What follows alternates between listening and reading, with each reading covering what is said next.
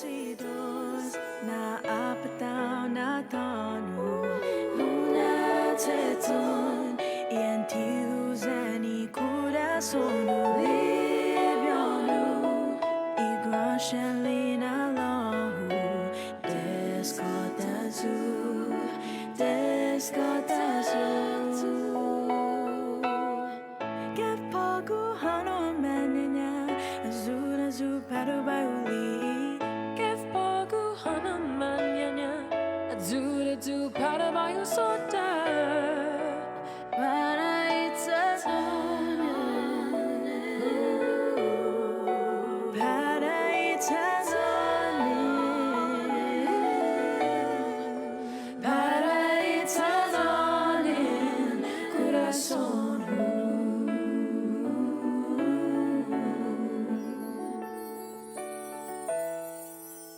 coração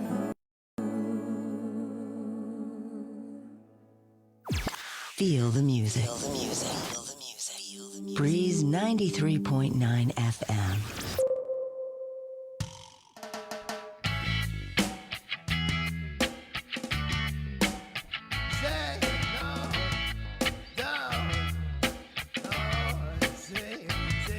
Don't ever live a single moment being someone that you can't see, hiding who you are inside to blend in with society. So off we go on my rundown ship.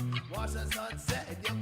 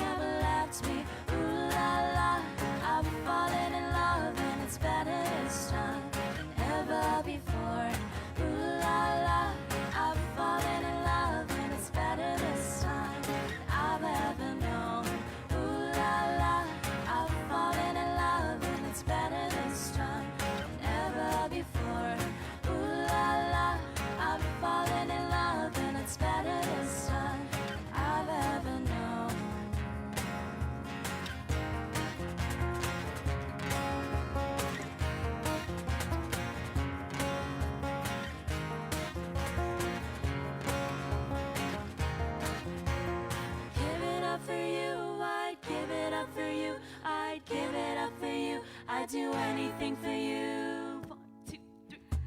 Ooh la la, I'm falling in love and it's better this time, never before. Ooh la la, I'm falling in love and it's better this time I've ever known. Ooh la la, I'm falling in love and it's better this time, ever before. Ooh la la, I'm falling in love and it's better this time I've ever known. I have fallen in love. I have fallen in love. I have fallen in love. I have fallen in love.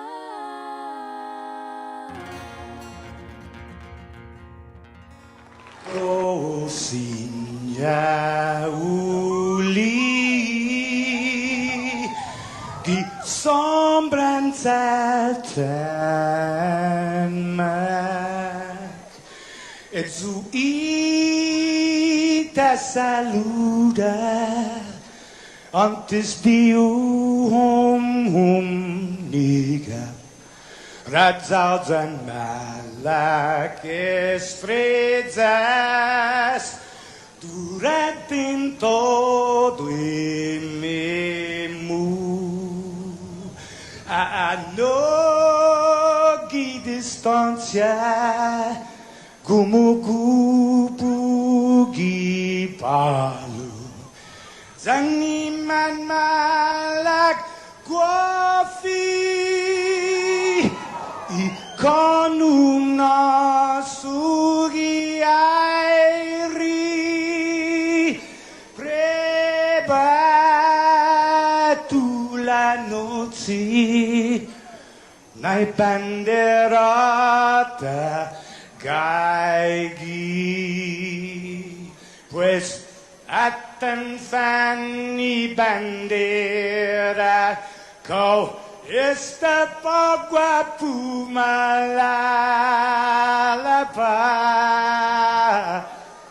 giluk tanu man libri sentami ti man ko badi.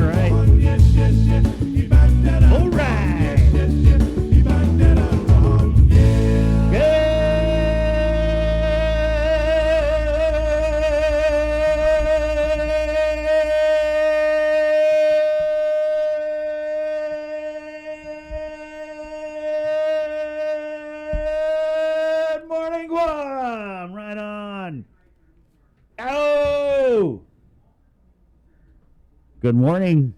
Half a day. Maria Mendiola says right off the bat, beautiful island of Guam. Heart, heart, heart, heart.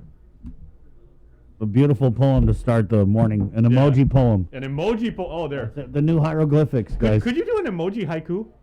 Yeah. You could. It's like, here is a pancakes. Right. It tastes great. I would like some emoji pancakes. That's probably it. not 5 Hi, Jason. Good morning, Jason. Yeah. Yeah. Yeah. Good morning, Sabrina. I'm not Good wearing a morning. tie for any particular reason other than it's really cold in here, and I figure I'd look weird if I buttoned my shirt all the way up, but that's why I did that. You can. Bring it back. I'm surprised it hasn't come back. Who used to do that? Urkel? Button it all the way. Suspenders. Oh, with the Oh, suspenders. yeah, I've been a computer nerd my entire life. I've never been compared to Urkel, yeah. Yeah. Thank you for bringing that I up. don't even think I can. Yeah. Yeah.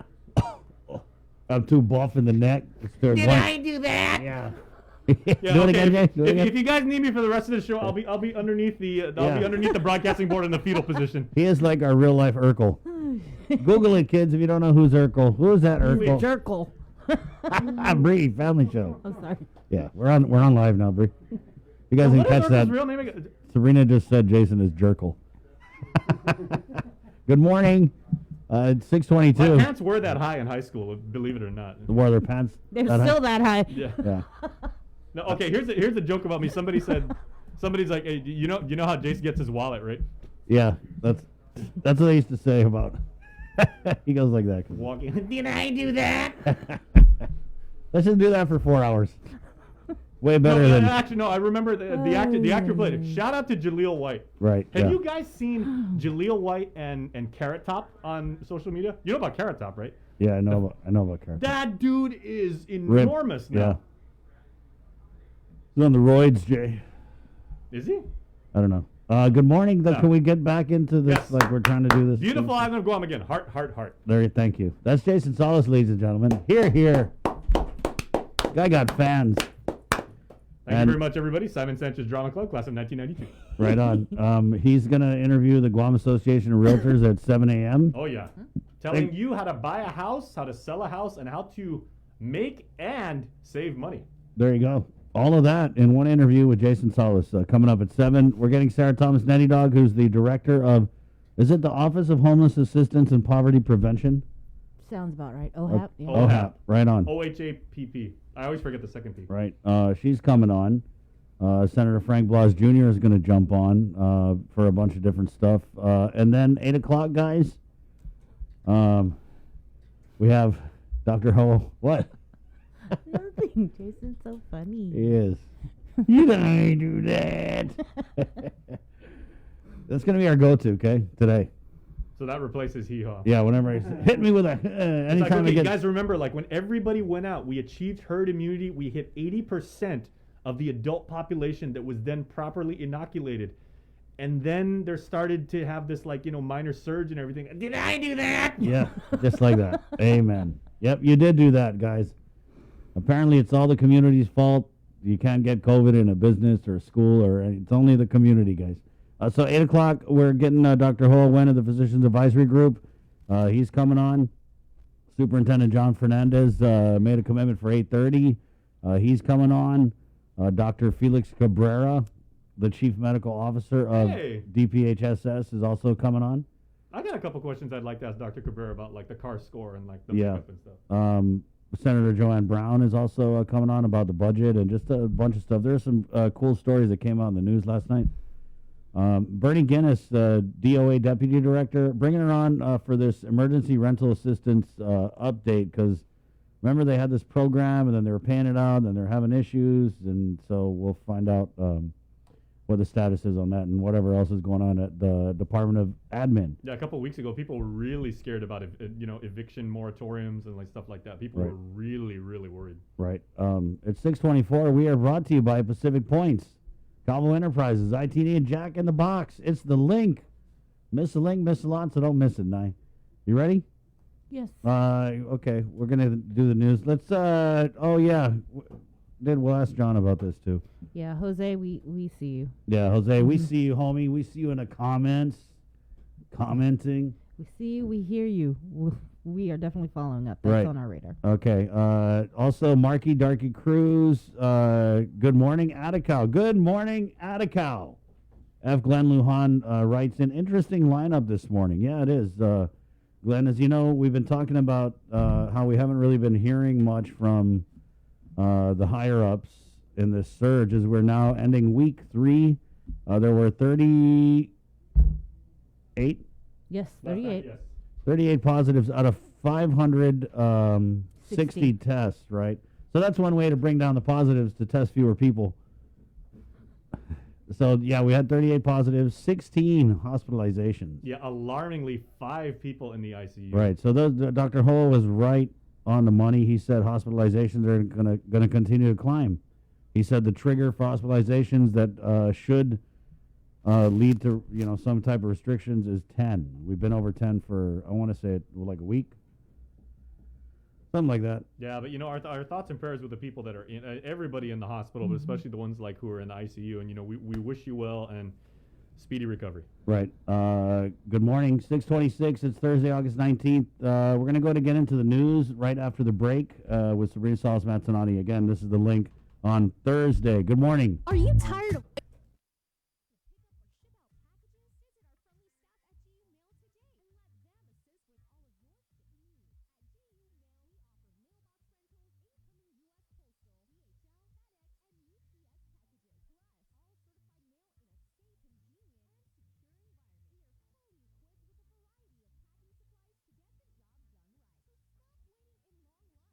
The KUAM Podcast Network is back and on demand, featuring a great variety of podcasts from our island and region, including culture, lifestyle, awareness, crime, politics, commentary, comedy, and entertainment. Available on most streaming platforms.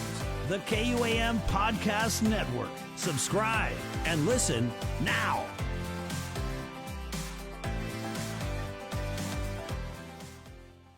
KUAM TV has been on the air for 65 years.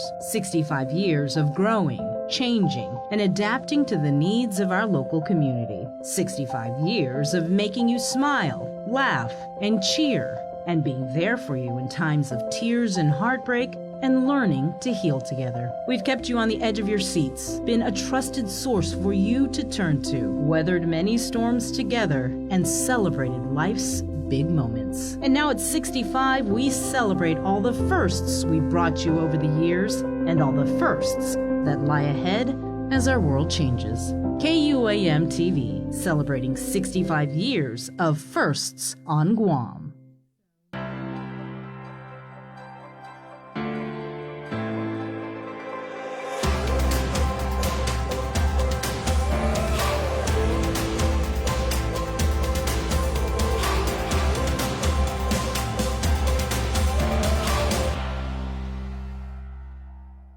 See what's on TV tonight with schedules, network news and notes, local promotions and giveaways on KUAM Communications social media pages. Like and follow us on Facebook or Instagram now for all the latest and never miss out. KUAM Digital presents a series highlighting the wide array of talents on our island. Whether they're a standout gamer, extreme athlete, performer, or have a unique skill to show off, we're showcasing them every month on Wow Factor. Brought to you by Mountain Dew. Do the do. Get yourself all caught up with the week's games, scores, and highlights with the KUAM Sports Weekend Roundup on KUAM News Weekend Edition. It's all inclusive, all the fun and all the action wrapped up in the perfect presentation. Relive the moments on the KUAM Sports Weekend Roundup, brought to you by Gatorade. Greatness starts with G. Do you feel like you're missing out on something? Make life more rewarding with Pacific Points. Earn and redeem points for bill rebates and free load at IT&E, discounts on fuel at Shell, vouchers at Foodies, and United Mileage Plus miles. You can even pay with Pacific Points at IT&E, Shell, and Foodies. Pacific Points. Do more, get more. The relationship between Guam and Manila, Philippines is undeniable as we share similar cultural traditions, history, and heritage, with generations of Filipinos calling Guam home. KUAM presents a monthly look at the capital city featuring in-depth and engaging interviews on everything from medical tourism to new business and government leaders. Veteran newscaster Nestor Licanto delivers Beyond Our Borders. This special program is brought to you by KFC and the Medical City, where patients are partners. It's a long winter night. I sit by the fire all alone. I'm alone, and I watch the snow fall down on you. While you're here, looking to find some Christmas cheer. Hey, good morning. It's not near, it's not near. Harmony with Winter Season Lover. I've been trying to place exactly who this sounds like. Sounds like I mean, she's got a beautiful voice, but yeah. I was like, I mean, a lot of artists these days, like females, sound like Billie Eilish, that kind of like very whispery, yeah. like the lower register and The everything. whole genre, bro. She almost kind of sounds like Bjork. Yeah, a little bit of Bjork, maybe. A little bit of Enya. And yeah. A little bit of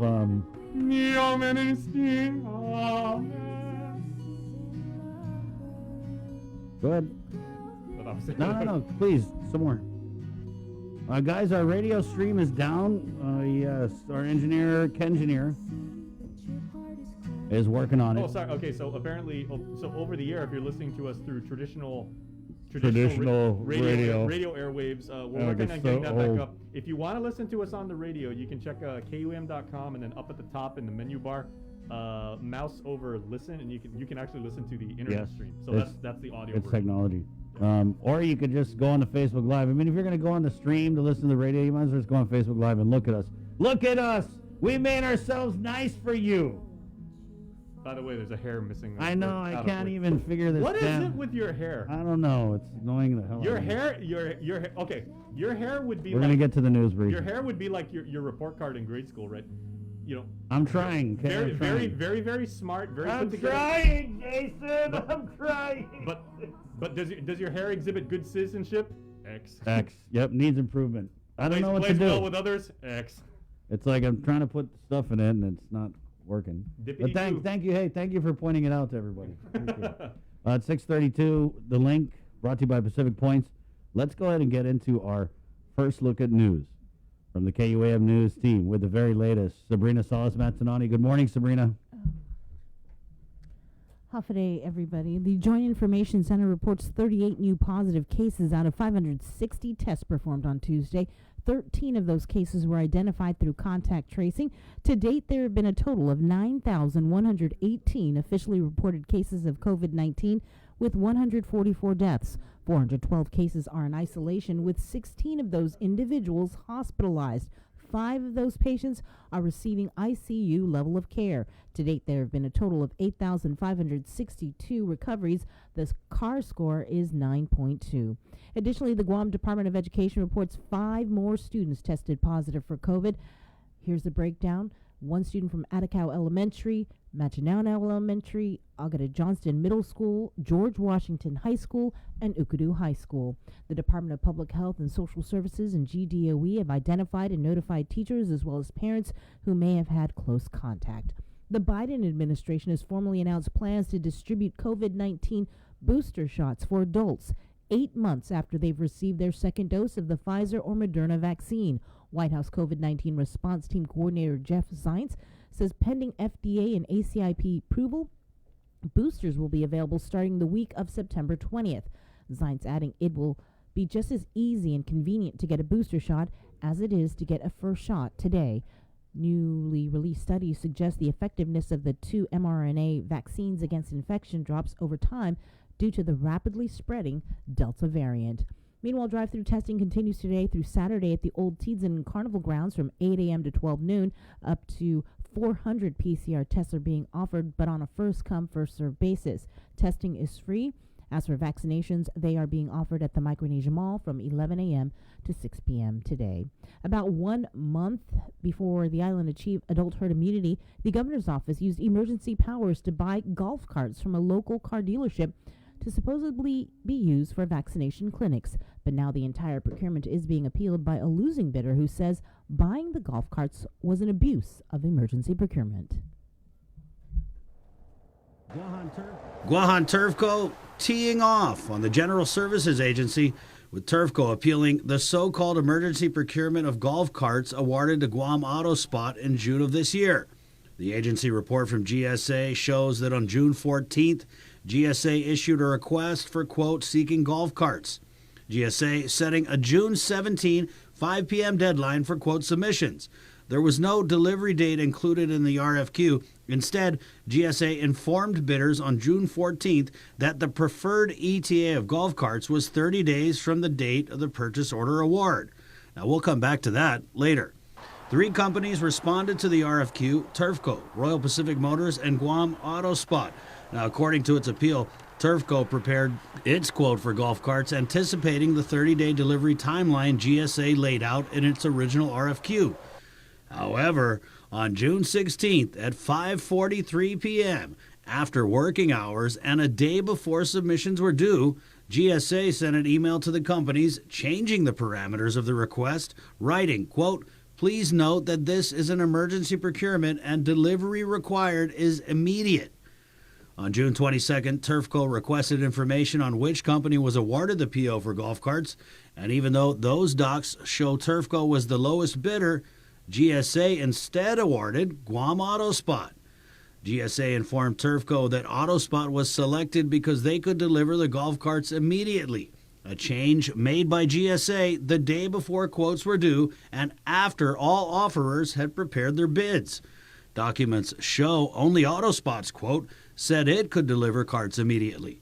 GSA denied Turfco's appeal, and a notice to appeal was filed with the Office of the Public Auditor on July 9th. Auto Spot sold 6 golf carts to the governor's office on July 2nd for $73,970. In Turfco's appeal, Counsel Josh Walsh questioned why golf carts needed for vaccination clinics would be directed to the governor's office when Adelup has no procuring authority. Walsh argues, quote, altering bid specs just hours before the end of the bid invitation period and after confirming a 30-day delivery period and after all parties prepared their bids calls into serious question the fairness of the procurement. He added that GSA's after business hours change to the specs served to, quote, guarantee an award to Auto Spot. Walsh also questioned whether or not emergency procurement was needed, saying GSA provided no legal or factual reason why 15 months after the first COVID emergency declaration, they needed to conduct this emergency procurement for golf carts after deciding a normal procurement with a normal delivery time frame was a mistake.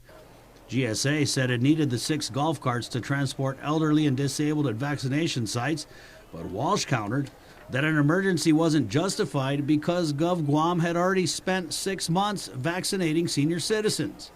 Turfco's appeal hearing is scheduled for September 16th. Meanwhile, GSA docs submitted to the Guam legislature show GSA purchased $330,000 in ATVs and SUVs from AutoSpot in June and August of 2020 using emergency procurement and sole source purchases. For Guam's News Network, Chris Barnett reports. Meanwhile, the governor's office announced the $30 million in funding for the All Rise program is now available to revenue tax from American Rescue Plan funds, or ARP.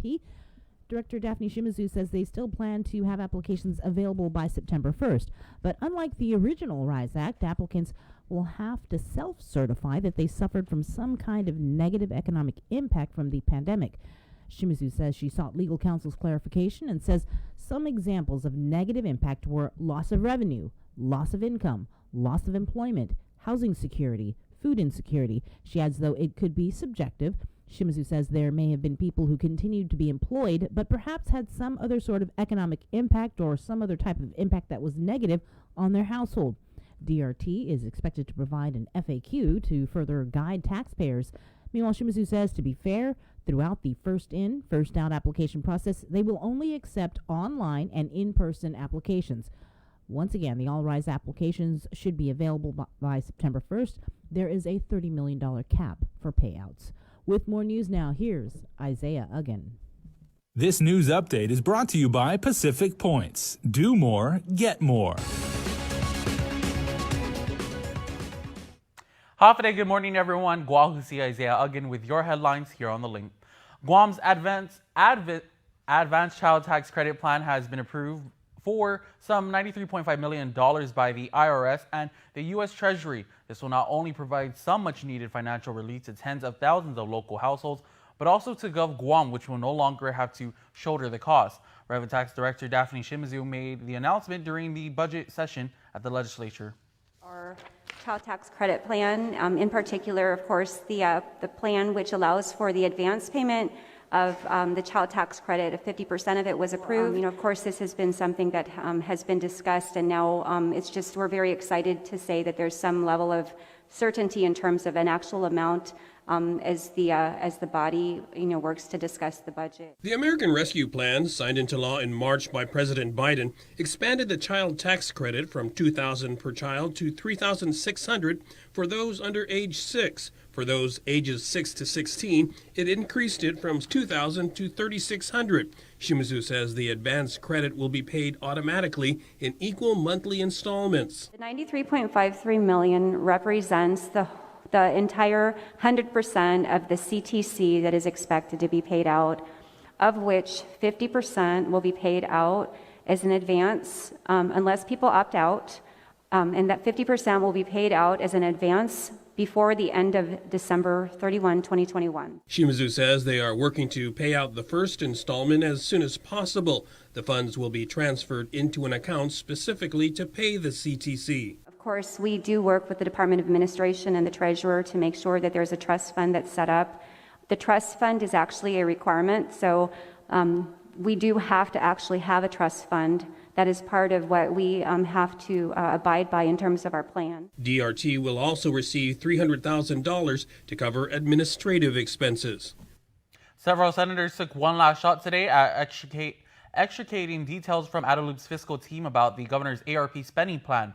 Budget Director Lester Carlson did announce that they gave $15 million to GPA to hold down a rate increase and another $30 million for the All Rise program. But otherwise, the governor's representatives had little else to disclose, as this exchange between Senator Frank Bloch Jr. and Administration Director Ed Byrne illustrates.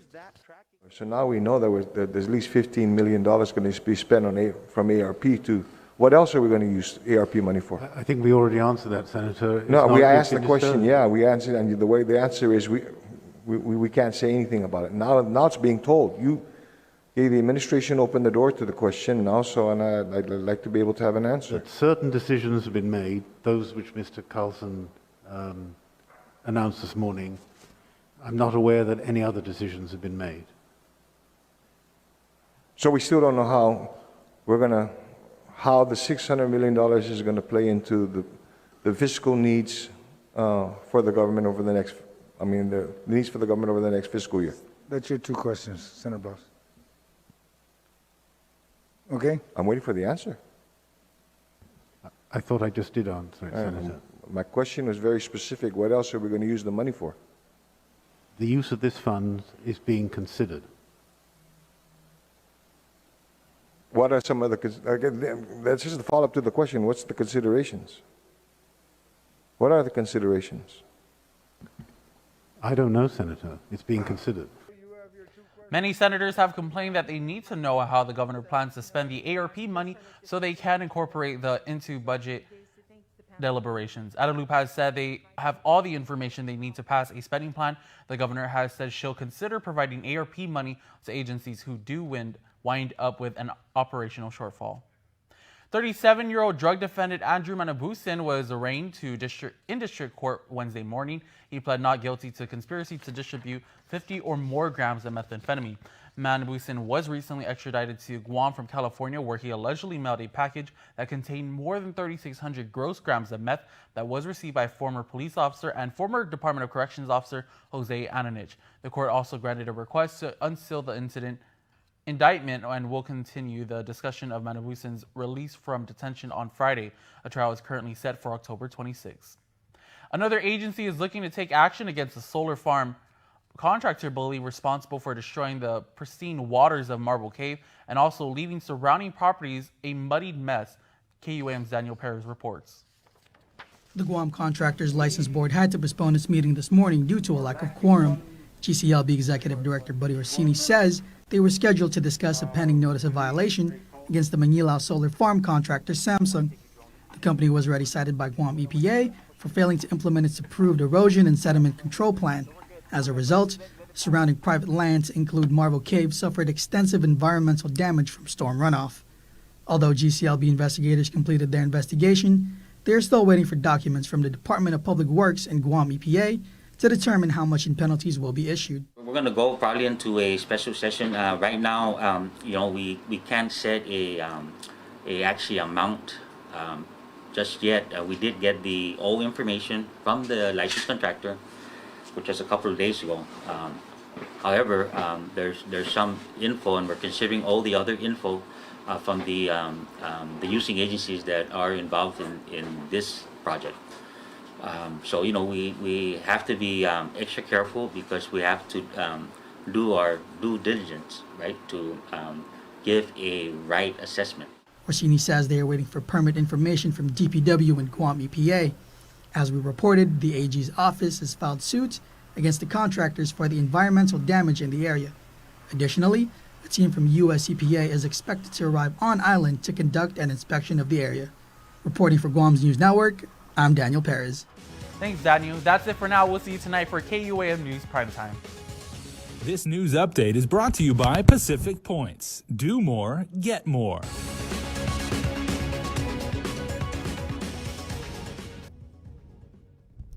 The Guam Police Department's Criminal Investigation Division is investigating a shooting that took place yesterday at around 10:30 a.m. at a residence along Tranquilo Street in Harmon. According to a release, a man had sustained a gunshot wound and is being treated at a hospital. No other information was provided. United Airlines has increased its Guam Saipan schedule to offer daily flights between the islands. 2 more flights per week were added to accommodate the busy summer-fall travel season. The daily morning flight schedule began on the 1st and increases capacity as travel restrictions have recently eased. You can find the updated flight schedule on our website. Former Afghan President Ashraf Ghani and his family, who fled Afghanistan prior to the fall of Kabul, have now turned up in the United Arab Emirates. This comes as thousands of his countrymen and U.S. citizens are also trying to evacuate the country. Natalie Brand reports. The U.S. is rushing to increase the number of people it can evacuate from Afghanistan ahead of the August 31st withdrawal deadline. We predict that our best effort could look like 5,000 to 9,000 passengers departing per day. But there are reports of chaos outside the Kabul airport, with a NATO official telling Reuters there was a stampede at one of the gates, and the Taliban is reportedly blocking Afghan citizens from leaving. We have received reports of people being turned away or pushed back or even beaten. We are taking that up in a channel with the Taliban to try to resolve those issues. In the eastern city of Jalalabad, a health official says at least one person is dead after Taliban soldiers fired into a crowd protesting against the new government. National intelligence analysts say there is also concern about heightened terrorist threats, especially around the 20th anniversary of 9/11.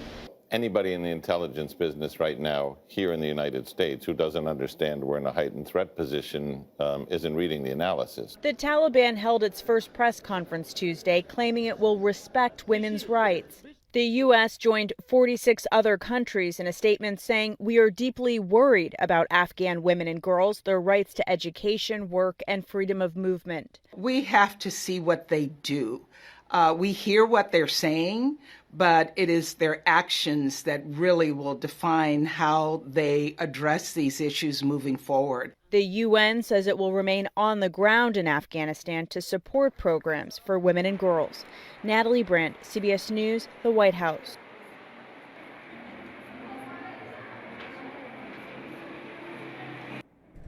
With your news in Chamorro, here's Ken Concepcion. Winners and updates to get soon to be kunut sa morgen ni KUAM News. Presentan ni Familian Mito, First Hawaiian Bank. At 30 milyon pesos na salapi para all rise ang programa sa tapago gagi gi Department of Revenue and Tax gin American Rescue Plan. Sa ilang na direktor di Revenue Tax, si Daphne Shimizu, na siyempre gwa aplikasyon para STCA gidya 1 September. Lutitay gwi ST sa na-permit na programan All Rise. Pago, imaman aplika sa Debidu Preba na imanalingon salapi para siya sa Pudipinesti. Asangan si Shimizu na aligoy kanenswela niya bagaw niya para ST sa Pudhemplo, por minalingon salapi sa taygwi rin ni Baha, pataza swedu mahalum minalingon sotsu, ininasan mapuri apat guma padat kilon, sa rin ni Bahan gwahan ng kano. The Department of Revenue and Tax sa sempiw mana GG in his gayon gi zonyan na plague on internet gi FAQ par frequently asked questions. Gimas ilang niya si Shimizu na para ibinali na banda enti adzi finin na humalum mo na humuzag na manera na aplikasyon at sa para ma-accepta na aplikasyon sa igin ni internet online pat ugay giguihi iman na paplika.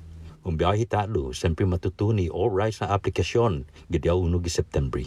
Mas artikulo Watalo otro na lockdown na eskwela gi Egan Metculis. Bago na biyahe sa Jose Rios Middle School sa PT. A public information officer para Departamento ng Edukasyon si Michelle Franquez umabrutao ng estudyante sa podazo ma-lockdown ni campus sa eskwela gi kasilas 10:30 gi Egan. Manmagang gi polisiya sa makon ni estudyante. Manamanyo lockdown gi 20 minutos gi después. Nasuntugin ni polisiya I-highway patrol ni Guam Police Department sa manmaagang para imbestigaw na aksidente ni Palawan ni Tinetpi ni Careta. Gila 6 ginigap na ogaan, gi Route 16 na salan gi 7-day supermarket. Sigon si Paul Tapao, spokesman para GPD, pick-up tayo da Tacoma, humananaw hazay gisan haram na lane. Anya topi Palawan ni mamumukat gi kanton salan. Makonin sigidas para Guam Regional Medical City para maamti isan seryoso na sinot niya. Taza trabe informasyon mahalam puri kondisyon niya ibiktima. Yuto muna suntugin ni KUM News gifinut sa Moro para pago na Webes, si Andrew Manibusan, 37 anyos na edad, numatsaki po kinanta di Beneno sa Rain gi District Court of Guam ginigap na ogaan. At kilgwi not guilty sa Manibusan, pwede matsakin niya niyo para ubendi maski 50 grama na methamphetamine. Ma-extradite in California ni Marista Gui sa matsakin na male magiguan, tresmate 600 grama na Beneno, no rin ni CBS Jose Ananich, no gining polisiya sa official ni Department of Corrections. Ikote sa ma-preber ni Cuesta na ma-unseal indictment, so ma-continue ma-diskuti para masorta si Manibusan gininiteni gi-ibetnes. Isa na trial si Manibusan sa maskezo para 26 Oktubre. Para Guam News Network, Guausikin Conception. Yasunto ifinut sa Moro sa presenta sa ninafatto ni Familiang Mizo gi First Hawaiian Bank. Say hello to the First Hawaiian Bank mobile app, where you get smart insights into your finances so you can make smart decisions with your money. With a daily personalized feed, you can compare your monthly income to spending. That's better. Discover where your money is actually going. You might be surprised. See what's essential and what isn't. The more you use the app, the smarter it gets. With insights from the First Hawaiian Bank mobile app, it all starts with yes. On August 28th, join us as we illuminate hope at the American Cancer Society Relay for Life Luminaria exhibit at the FDMS Phoenix Center. From 10 a.m. to 5 p.m., witness the illuminous display of lights, a representation of our love and respect for those who have battled cancer. We will remember those who have lost to cancer, honor those who have beaten this enemy, and support those who are currently enduring the treatments for cancer. The KUAM Care Force presents The Greater Good every Wednesday on The Link. This special feature presents interesting and informative interviews with community leaders and organization representatives to bring awareness to our residents and encourage participation in planned activities to celebrate. The Greater Good is brought to you by your friends at J. Goodman, a happiness company, and Guam Windward Memorial. Celebrate life.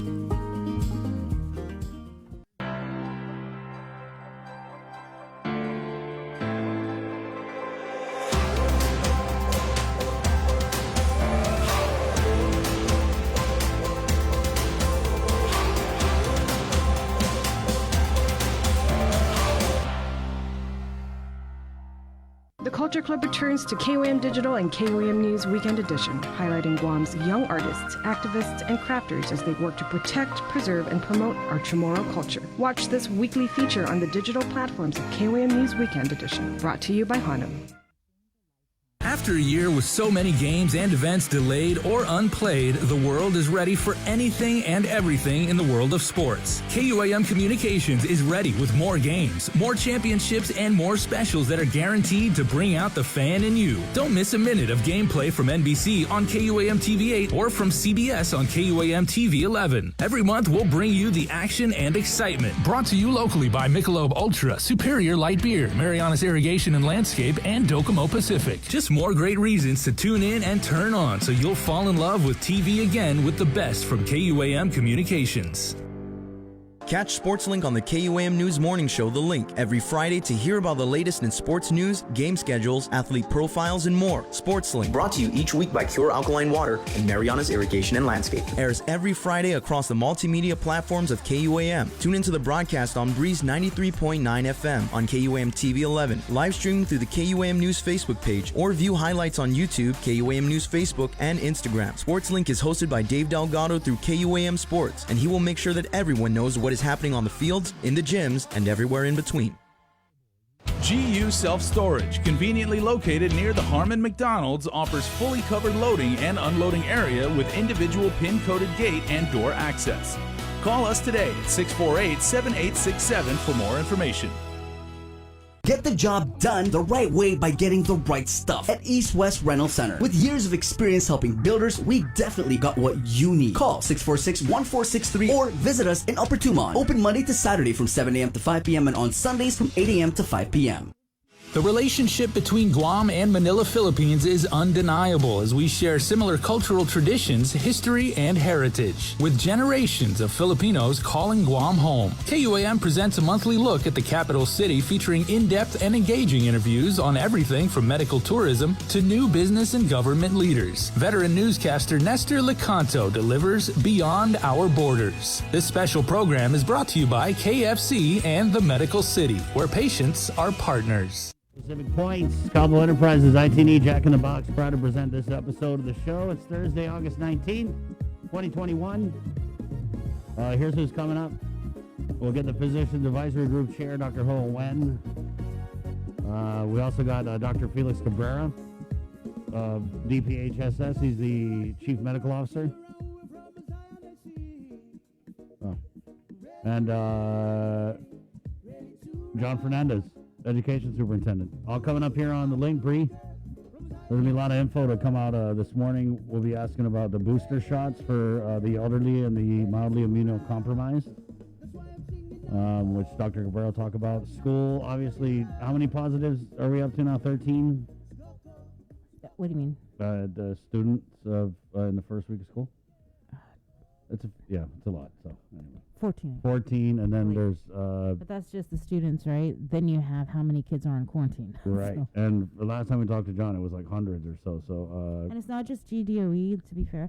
There are positive cases in private schools as well. So we've reported that. There was one at Academy, Notre Dame, and 2 at FD. Right. There you go. So 6:58. All that is coming up on the link right now, though. We'll go over to Jason Salas, who's standing by with the Guam Association of Realtors. Jason, good morning. All right, good morning, and good morning, everybody. You know, one thing that we always try and put a very, very positive spin on it, because it is a very positive, thriving, lucrative industry, is real estate right now. And I have 2 of the members of the Guam Association of Realtors, the current president of GAR, Sean Blas. Sean, always good to see you, bro. You too, man. Thank you. All right, and somebody that I think I may have worked with once or twice before in the past here on KUAM, Liz Duenas, who will be returning to her seat as the president of GAR in the next term and everything. So Liz, Hafaday, good to see you. Hafaday, thanks for having us. All right, so guys, let's break down, because we got some time here. What is the current state of the market? Because there are some people who said, in the middle of a pandemic, there are some people say, we're still smack dab in the middle of it, we're coming off it, where, there's another surge, so we'll never truly be out of it and everything like that. What is the state right now in terms of stability and robustness of Guam's real estate market? Lizzie, you want to take that? Well, our market is still strong. The only and we're getting multiple offers on the different properties. The only problem is our inventory is limited if you're looking for a house. The inventory right now is limited if you're hunting for a house. So as a result, we're getting multiple offers for the individual homes that are currently listed. So we're hoping that things stabilize a bit, but the problem is getting the contract workers to build homes. And there are a few projects that are going up. The problem is pricing. What will they be priced at? Right, Sean? Yeah. What will they be priced at, and is there enough to go around for everybody within that price range? The median price of homes on Guam is around the 380 price range. And the biggest problem is, I mean, even if you're looking for homes within the 400 or even 425 range, you're really not going to find anything. And if you do find something, it's going to be a fixer-upper, which is going to be a challenge when you go to the banks. So, hopefully things do stabilize. We hope that the market will kind of tilt back to more of a level playing field.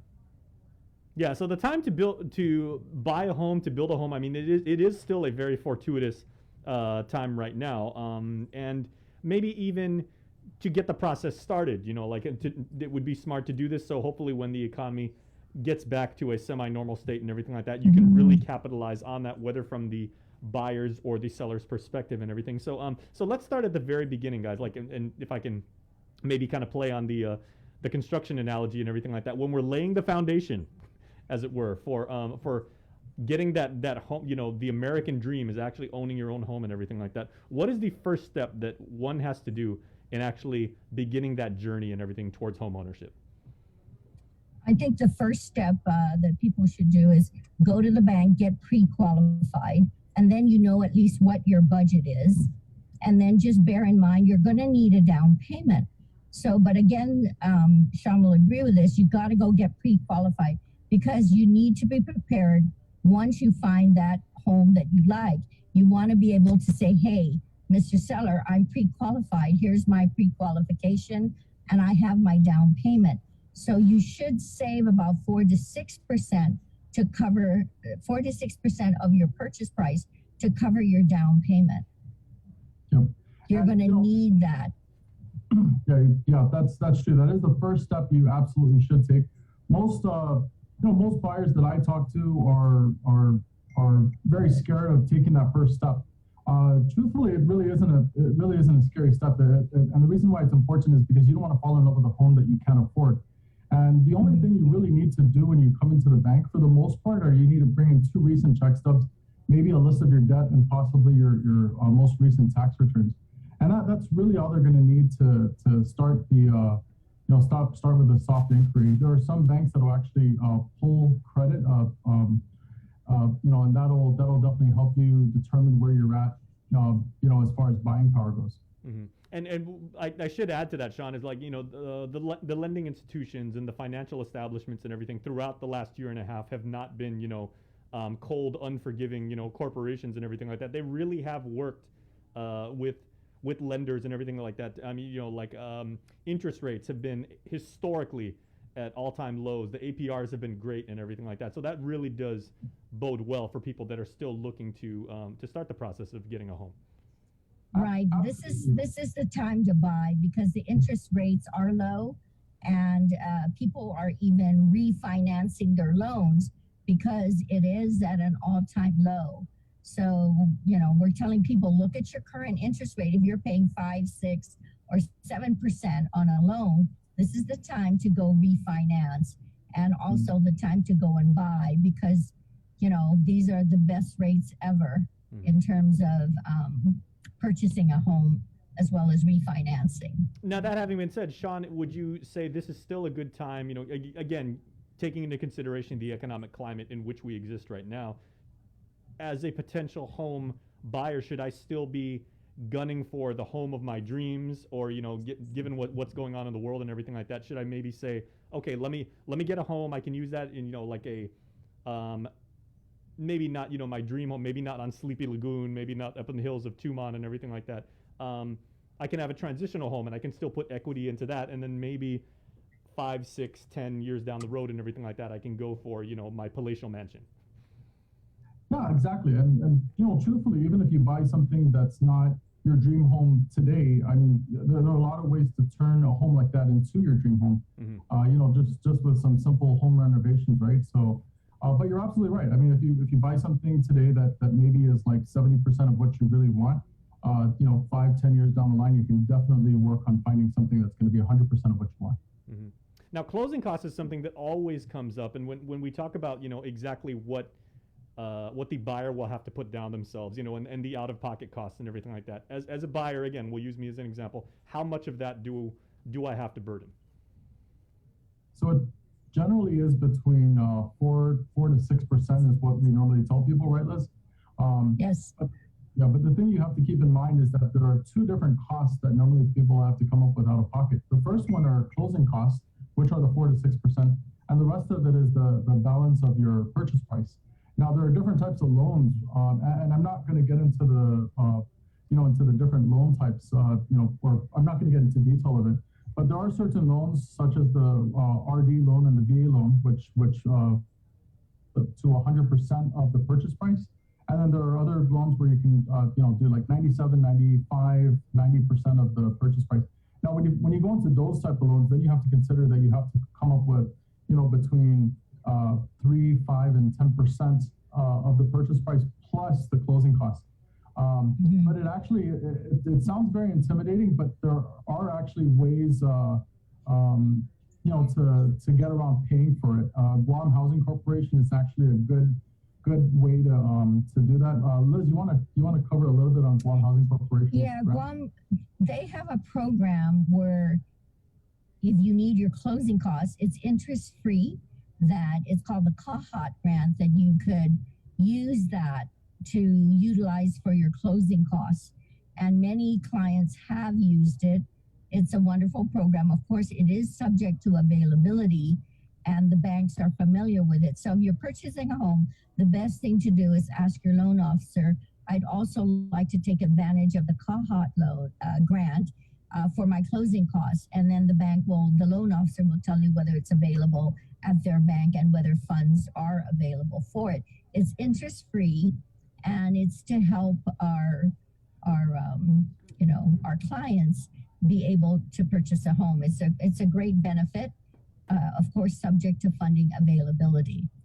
Okay, so and there's actually please, Sean. One other way, if I can, Jason, really quickly, is the old-fashioned way of asking mom and dad for a little bit of money too. So you can definitely get that. Those are called gift funds. And again, when you guys go to the bank, talk to the bank about how you can go about asking or getting gift funds from family. Yeah, depending on your relationship with your parents or your Nina or your Nino, that may be a more stressful process and everything if you go to what they call Bank of Mom, right? That's right. Well, guys watching this right now, this is a completely interactive segment. We want you guys to throw in questions if you have any inquiries or any concerns or questions you would like to ask of Sean and Liz. Go ahead and throw them in. Because guys, I got one question right here, and this is a fantastic question from Amy Jackson. And Amy says, Sean and Liz, are there programs for people who may not have the down payment but could definitely manage their monthly payment? Yeah, I mean, again, it depends on and I'll let Liz answer this in a second, but depending on your qualifications, and that's the reason why you want to go to the bank, the first thing you need to find out is what type of loan you qualify for. So if you qualify for 100% financing, such as the VA or RD loan, then that already covers at least the purchase price. And then you only have to worry about the closing costs.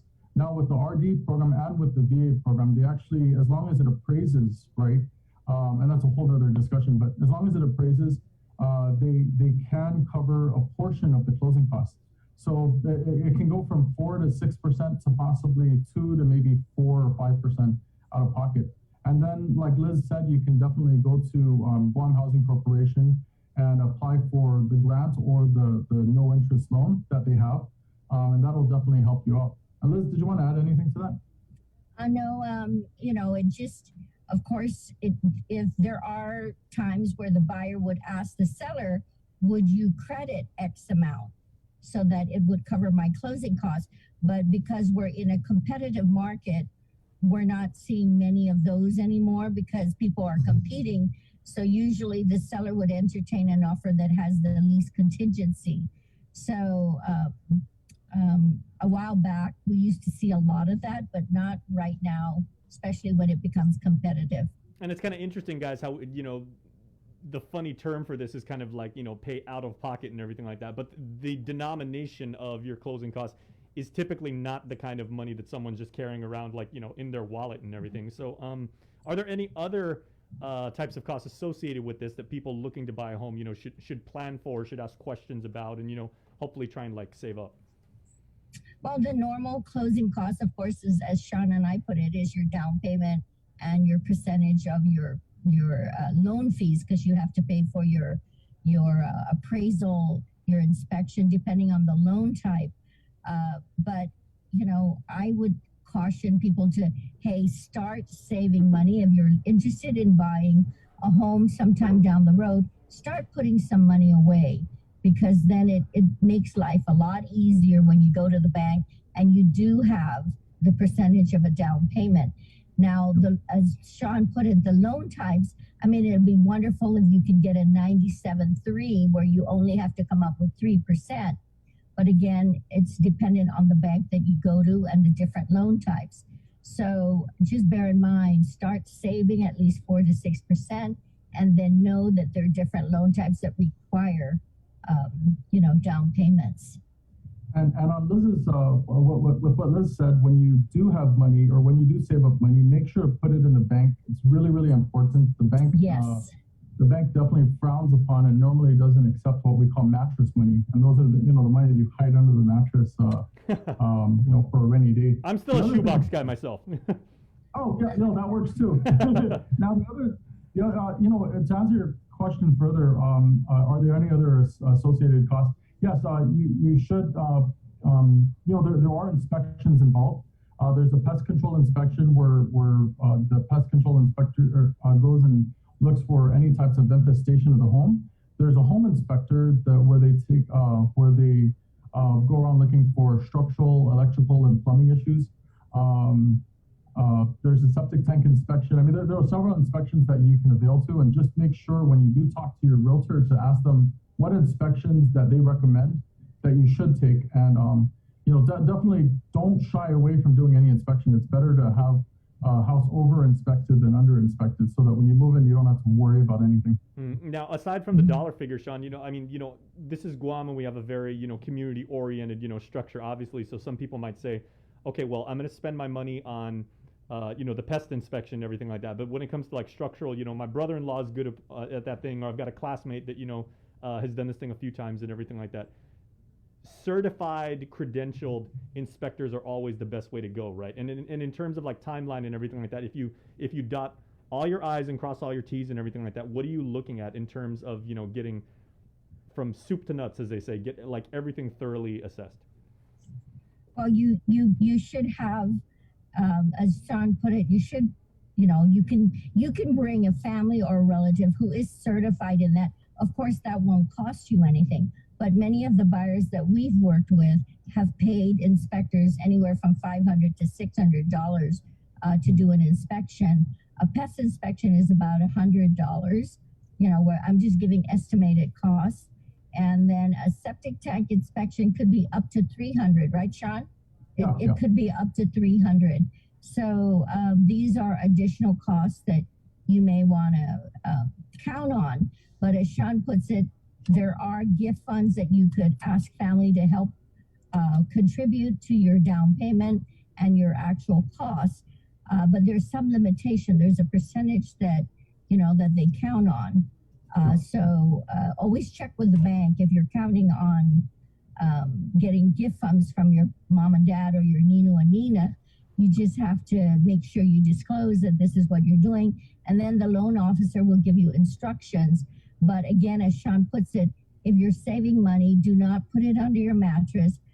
Put it in the bank, because the bank does paper trail. They want to know how much money you have in the bank, and they want to see that. We had situations where people sold, I remember one case where they sold a motorbike and they were going to use the proceeds, and the bank was really strict about, okay, when did you sell it? Where are the receipts? They wanted to see the paper trail.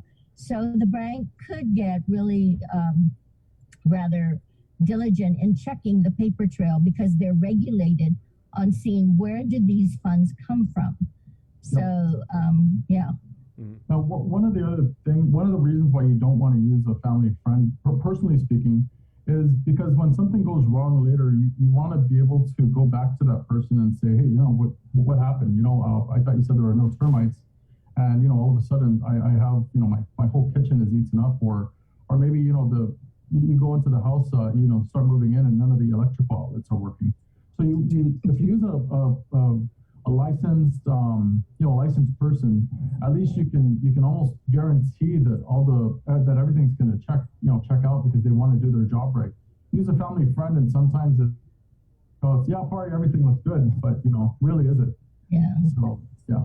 Or they could maybe say like, okay, well, I know you've got a hornet's nest in the corner, or I saw a couple of cockroaches, but we all got cockroaches in our house on Guam and everything like that. I'm going to let it slide. That may actually mask a much larger problem that would definitely affect the value of the property in a negative way. So if they find, let's say for example, they discover there's a structural, that could be a negotiating point with the seller. Depends on how your contract is written, because there's a section in the contract that states any government deficiency will be corrected by the seller. So at the end of your inspection, normally we've had buyers who come to us and they say, see my report. These, I've seen, 60 to 80 pages sometimes in a report, and a buyer would look at it. And sometimes I've had one buyer to say, okay, there's so many items here, but I'm only concerned about these items. And sometimes they get specific. The rest are minor. However, these are critical points that I'm concerned about. So then at that point, we go back to the seller and then we say, Mr. Seller, can you correct these deficiencies? Or sometimes they negotiate it where the seller will say, okay, I'll credit you X amount to cover those deficiencies. Okay, Sean, I want to ask you like a hard question, and I want to pedal back again using myself as in my own situation, right? Say I've got my eye on a really, really beautiful piece of property. I'm keen on owning this. I want to, put my roots down, say it's in Barrigada Heights, right? And I want to, raise my family there. This is the home of my dreams, and if I should move into there, that's where I want to stay for the rest of my life on Guam, right? Which hopefully is going to be a long time. Right now at the current moment, should I actually say, and because I've never owned a home before, and if I want to qualify for like first-time homeowner benefits, should I actually hold off and wait for the home of my dreams, or should I do like we were talking about before and maybe do the transitional step and then get equity in that home and everything like that, and hopefully use that as a benefit to myself when I try and get a loan for the other home, like say in another 5-10 years? I'm thinking strategically, how should I map that out? I really don't think I'm going to be giving you the answer that you want, but the first step you really should do is you should go to the bank and find out what you qualify for. You might get surprised, and you might be able to afford the home of your dreams already.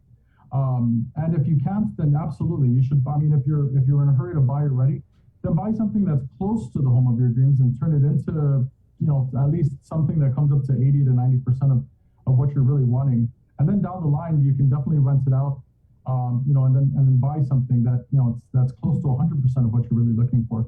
So again, the first step is definitely go to the bank, find out if you qualify for the home of your dreams, and make sure that you have enough down payment to be able to afford it. And that'll definitely help guide you into which path you really should take. Okay, yeah, because Liz, every buyer is different. So we always ask, what is your intent? What is your goal? Now, we have helped buyers. I remember one buyer where he bought a condo, which was at the time was only $50,000. By the time he sold it, it's a stepping stone. So by the time he sold it, it appreciated up to $125,000 when we sold it. Then he took the equity and went and bought another condo, which eventually he sold again. And then he took the equity, continued to roll the equity from each property he bought and sold. And then at the end, he built a home and took the equity from the 2 previous sales to build his home.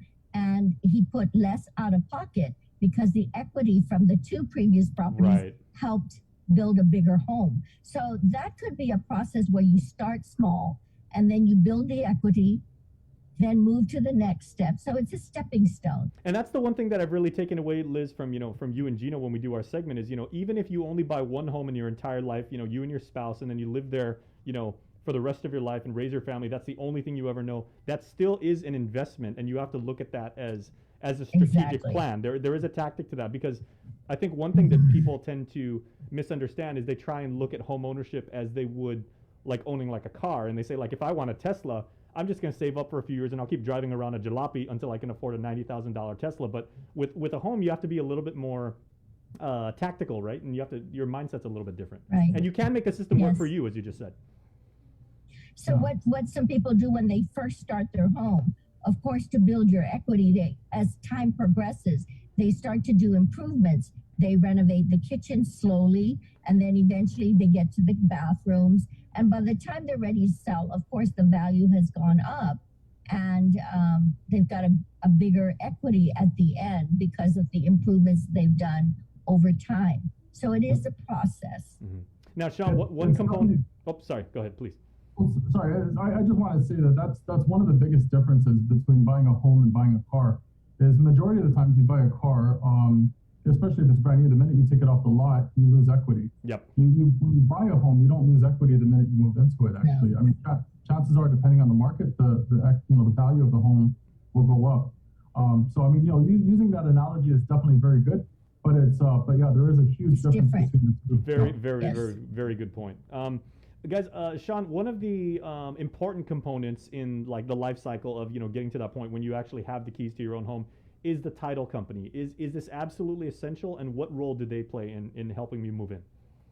I believe that it's 100% essential. One of the biggest reasons why is they do something called a preliminary title report or a PTR, which they go back and they check on any liens that are against the property, whether they're tax liens or construction liens. They also look at the chain of title to make sure that the person that you're buying the home from is actually the seller. If they're not, then you're in a lot of trouble.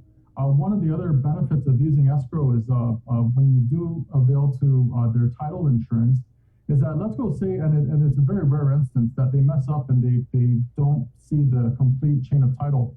So, let's go, and using you again, Jason, as an example, let's go say you buy your home in Barragata Heights, and all of a sudden you have, you have Mr. So-and-so knocking on the door saying, hey, listen, this is my home. My grandfather gave it to me, here's my deed.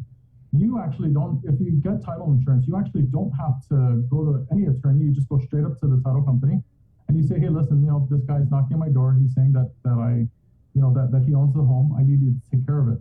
And you basically just go home, you go to sleep, and they do all the work. And that's not saying what the outcome's going to be, but at least you don't have to come up with anything more out of pocket. But that's the benefits of using escrow, is that they take care of all of that for you, and they act as a middle person. So basically, when you have your contract written, the escrow company is the one that makes sure that every line item on that's written in your purchase agreement is followed. I mean, to the T. And if it's not, then they make sure that both sides are happy, and you have to sign some type of agreement stating that even though this part wasn't complete, that you're both still happy with it. So yeah, it's 100%. I think it's a necessary step, actually. Mm-hmm. This is a lot to process. They're actually the neutral party to make sure everything is in place in order to close a transaction. And the title insurance is critical. Whenever I buy property, regardless of, what type of property, I always get title insurance. And because I've seen crazy stories that have cropped up, unexpected, and just bear in mind, there are two title insurance. One, if you're getting a loan, the bank will have one. It protects the bank. The other one is optional to the buyer, but I always recommend, Mr. Bahir, I do it personally just for my protection. You just never know. And like I said, we've had crazy stories. I remember there was one story about boundary points that there was the way the property was surveyed was not proper based on what the owner thought they had. So if they didn't have the title insurance, the attorney costs would have been borne by the individual owner. Mhm. So when you have title insurance, they pay for all the costs associated with cleaning the problem. And that includes attorneys, it includes paying off the aggrieved party, whoever that may be, if there's an issue with another individual. So it just covers, it protects you. So I just want to say right now, God bless title companies and the work that they do. Yes. Certainly Yes. It makes your job a lot easier. And I want to kind of shift our gear into reverse again, using like an auto analogy, if I may, Sean, because when you guys were talking about there is an inventory shortage like on Guam right now, in no doubt affected somehow because of the health crisis that we've all dealt like globally for the last year and a half. And does that mean there are no properties to buy on Guam, or does that mean like if I'm shopping around, I should hold off or I should wait, or what exactly does that mean when you say a shortage? So when we say shortage, what we mean is that there are still homes available, but it's going to be a little bit tougher. You're not going to be able to spend, like what we used to do 3 years ago, weeks at a time, searching for a home. Now, the minute something comes up, you definitely have to jump on it if you like it. Chances are you're going to have at least 10 other offers. A good example would be about two or 3 weeks ago, there was this home in Talafopo that came up. And I showed my cousin. I was probably the second agent that showed it. I was the first person to put in an offer, and it was a full price offer, and we still lost it. There was I think the agent said there were like 5 or 6 other offers that came in, and I don't know where I placed in there, but 5 or 6 other offers, and it was a full price offer, and I still lost it. And I turned it in the same day that it came on the market. So there is a shortage. There are still homes to buy, but the minute that these nicer homes or these homes that can be financed, I guess, or that are in livable condition, the minute they come on the market, normally they're out the door within the same week. Wow. If not the same And day.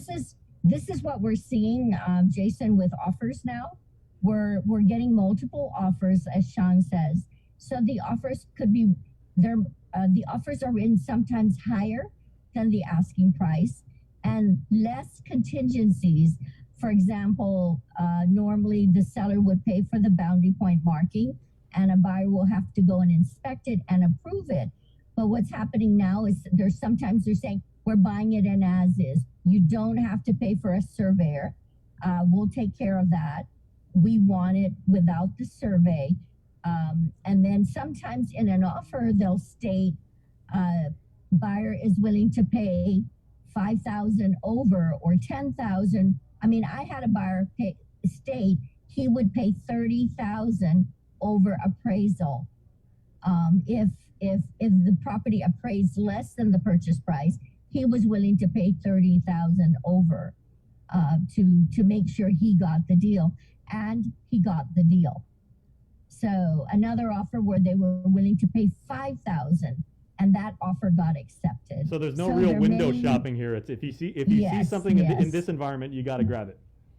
Yep. That's correct. Okay. Well, I do want to let you guys go, but a nice parting shot here. I've got another question from one of our online viewers on Facebook Live, because I know you guys got a bunch of deals that you guys are trying to do, but this one comes from Harvey Egna, right? This is a interesting question. I don't know if you guys have ever heard this before. Harvey says, does a land title granted during the Spanish colonial period, is it still considered valid today? And I think the sentiment of that is like generationally, how does title actually persist like over time? If that person had documentation, I would recommend they take it to land management to see whether they have bearing on that particular title, or go to the title company so they could research how far back, because the title company will have a paper trail of ownership of property. And if it wasn't recorded, then they've got work to do. They would have to go to land management to see how they can get that property recorded. And the ownership trail, because, during that period of time, ownership, it could have been their great-grandparent who owned it. And then, of course, there's a generation down the line. And again, that's another complication, which would mean they'd have to go to probate. So I would tell them go to land management and go to the title company to have them check the paper trail on that particular piece of property. Yeah, Sean, have you ever heard anything about that? Like they said, like, Magellan did a deal with, my great Nana, and does that title persist down to me in the current day? That's actually, I think that would be a very valid question. It definitely is a very valid question, but normally, I've never had anybody ask me that, but if anybody did, I would definitely recommend them go to a title company and have them do the research. I would not be able to answer that question myself. That's interesting. So Harvey, we're going to figure that one. That's a good question. Okay, so Sean and Liz, before we close, parting shot, where can people find you or your colleagues if they would like more information on how to get the process started and move into that home that they've always wanted? Very glad you asked that. I'll make it super quick. So if you guys go call up the Guam Association of Realtors, or if you go a search engine and just type in Guam Association of Realtors, there's a list of licensed real estate agents or realtors on Guam. And one of the benefits, really quickly if I can, Jason, that one of the benefits of using a realtor is that we help you find the home. We write up the purchase agreement to make sure that it's balanced, that you get exactly what you want. We also help you with recommendations on home inspections and title companies, and we make sure that everything that you're looking for in the home, or everything that you want to happen in the home, generally happens. So definitely call up the Guam Association of Realtors. Find a great realtor that'll be on your side. Very nice. So Liz, always a pleasure dealing with you, talking with you every single week, highlighting my day. So if we get bonus time with you, really enjoy that. And Sean, always a pleasure, man. Thank you both for the information. Really good. And thank you guys for the questions you guys sent us on Facebook Live. Have a great day, guys. Be safe. Bye. Thank you. Bye. All right, and the link will continue. We have Sarah Thomas Nedadog. We are going to talk about what we are doing to combat homelessness in our island community. That is a very compelling interview, and she is coming up with Bree and Chris right after this. On August 28th, join us as we illuminate hope at the American Cancer Society Relay for Life Luminaria exhibit at the FDMS Phoenix Center. From 10 a.m. to 5 p.m., witness the luminous display of lights, a representation of our love and respect for those who have battled cancer. We will remember those who have lost to cancer, honor those who have beaten this enemy, and support those who are currently enduring the treatments for cancer. The KUAM Podcast Network is back and on demand, featuring a great variety of podcasts from our island and region, including culture, lifestyle, awareness, crime, politics, commentary, comedy, and entertainment. Available on most streaming platforms. The KUAM Podcast Network. Subscribe and listen now.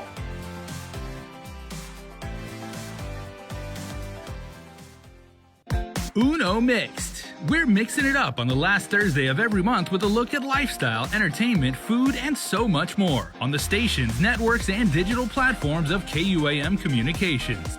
Uno Mixed is presented to you by Docomo Pacific, Better Together, and Pepsi.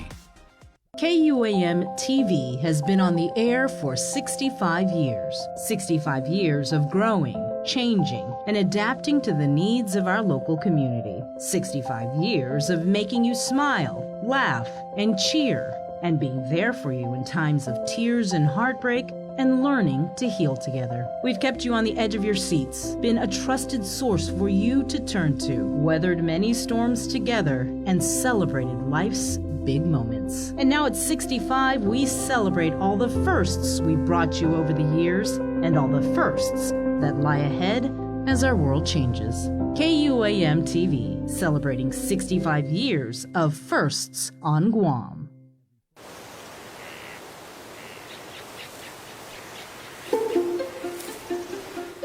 Guam was once home to over 12 native species of forest birds, each with their own unique sound, color, and role to play in our ecosystem.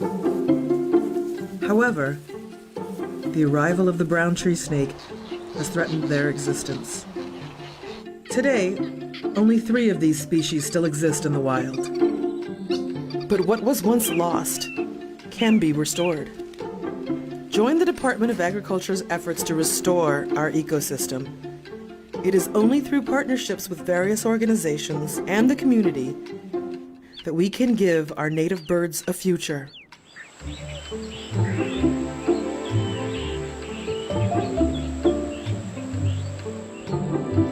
Support snake suppression.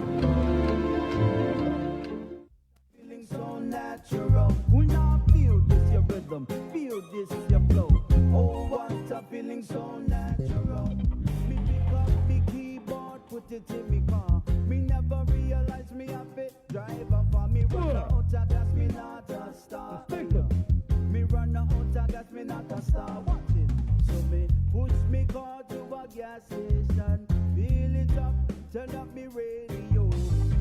Well, I hope you can turn up your radio. I know we're down the radio side. Primo Ken is going up to the mountain. But thank you guys for all your comments. I know a lot of you listen on the radio. I get a lot of those when I go around. People are like, yeah, we always listen to the radio. So sorry about that. Jump on a Facebook Live. Jason Salas looking extra handsome this morning for you guys. And then we're going on KUAM TV at 8 o'clock. Good morning. This is Four-Piece Band. Feel This. Jacob, Freddie, Danton, and all the other guys. Paulo, what's his name? Paulo? Awesome band. Great jam. Feel This. Thursday, August 19th. Let's head into the KUAM News Zoom room. Office of Homeless and Poverty Prevention, Executive Director Sarah Thomas Netty Dog standing by. Good morning, Sarah. Good morning, Buenas. Good morning. Good morning, Sabrina. Nice to reconnect with you all. Hope all is well down there at KUAM. We're doing all right. How about you? Good, good. Lots of stuff to do, certainly. Certainly lots of work always, but very good. Thank you. Yeah, we heard that the new homeless shelter is going to be right around the old Blockbuster in Tamuning, and I think the last time we spoke there, you said something about they needed like flood insurance. So could we just start there with a status update on the opening of the second homeless shelter? Yes, now the second homeless shelter is a project that GURA is working with Catholic Social Services on. So we're also trying to, stay close to them and get briefed. So that's what, as you said, they're still working on flood insurance and getting it going. And so we'll see what happens. And, we were hoping that something would happen in this last couple of weeks, but nothing has moved forward as far as I know of.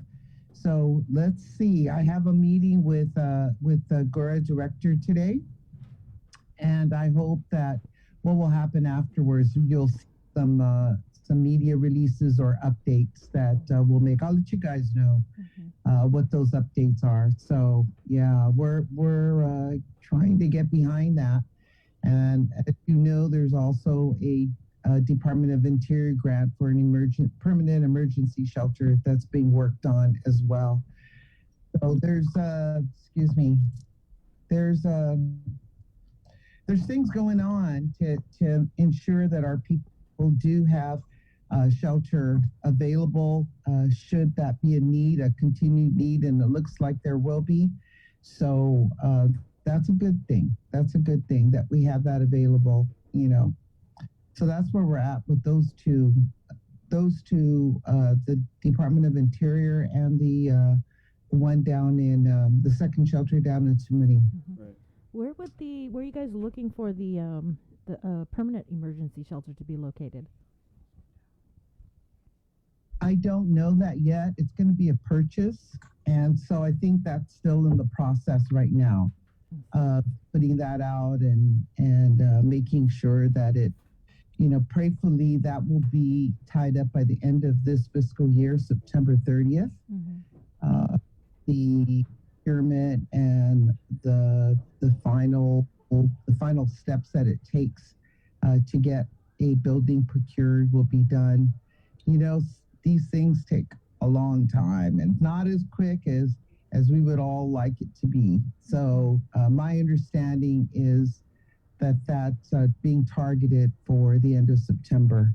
And so I think there's still a couple of places that are being looked at in central Guam for the permanent emergency shelter funded by Department of Interior. Yeah. What about the, I know I keep asking this, but I'm just not really clear. The emergency shelter that's up in Mighty, does that close if the emergency declaration is lifted, the public health emergency? As long as there are people there that are not housed, we cannot just take them and, put them back out in the streets. And as you know, the families that are there, the priority are families, folks that have children. The last couple of weeks has really been intense because school has started, right?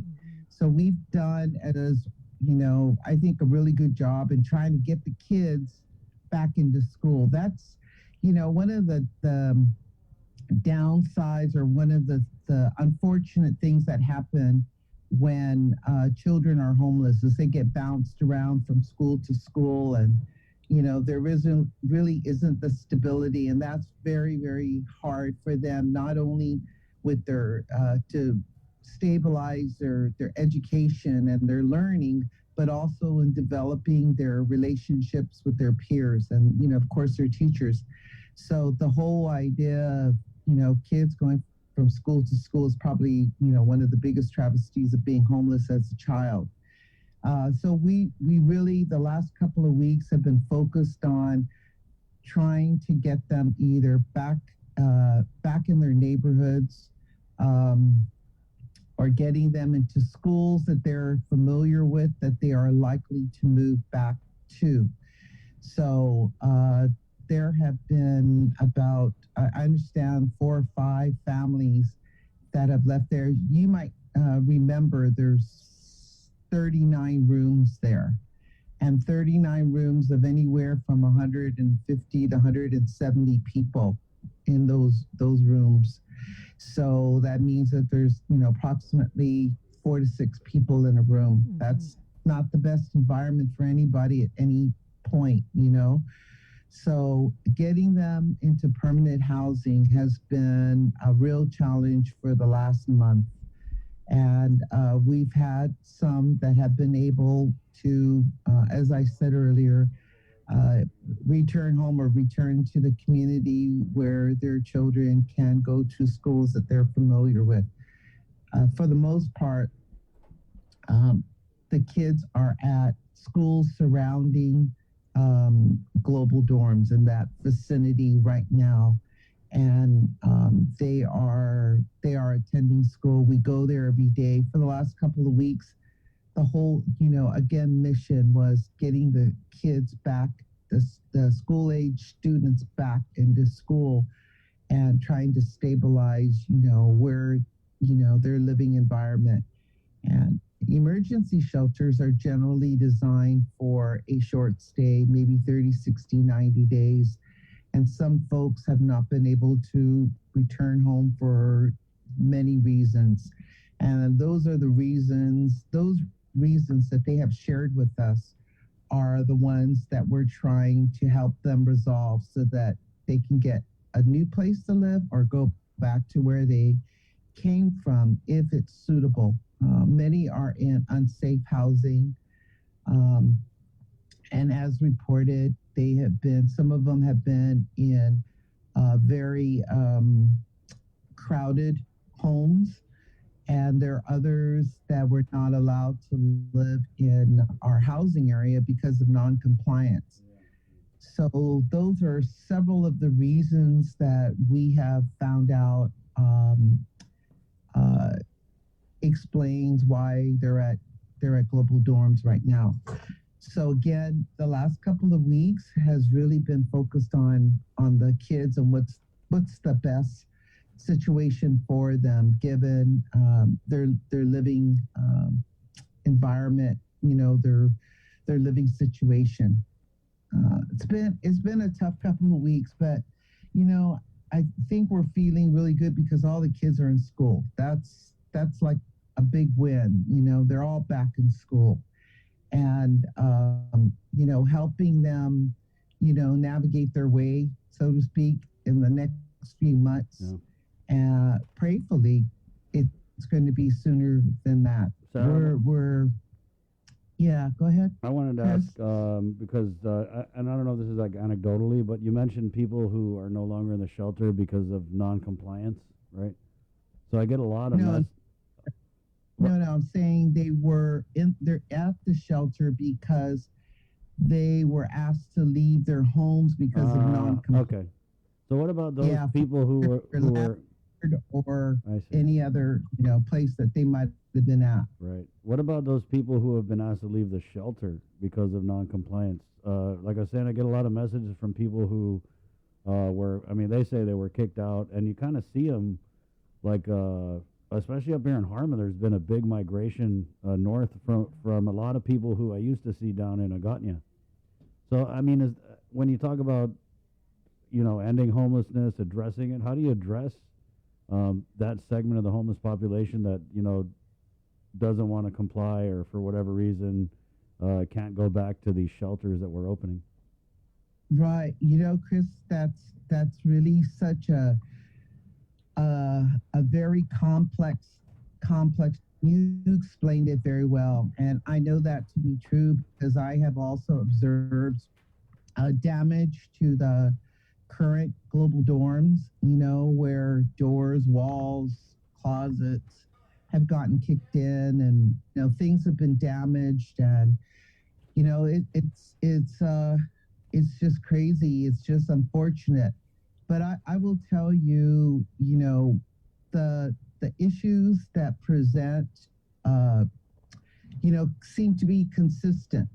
There's untreated behavioral health issues. There's substance abuse issues.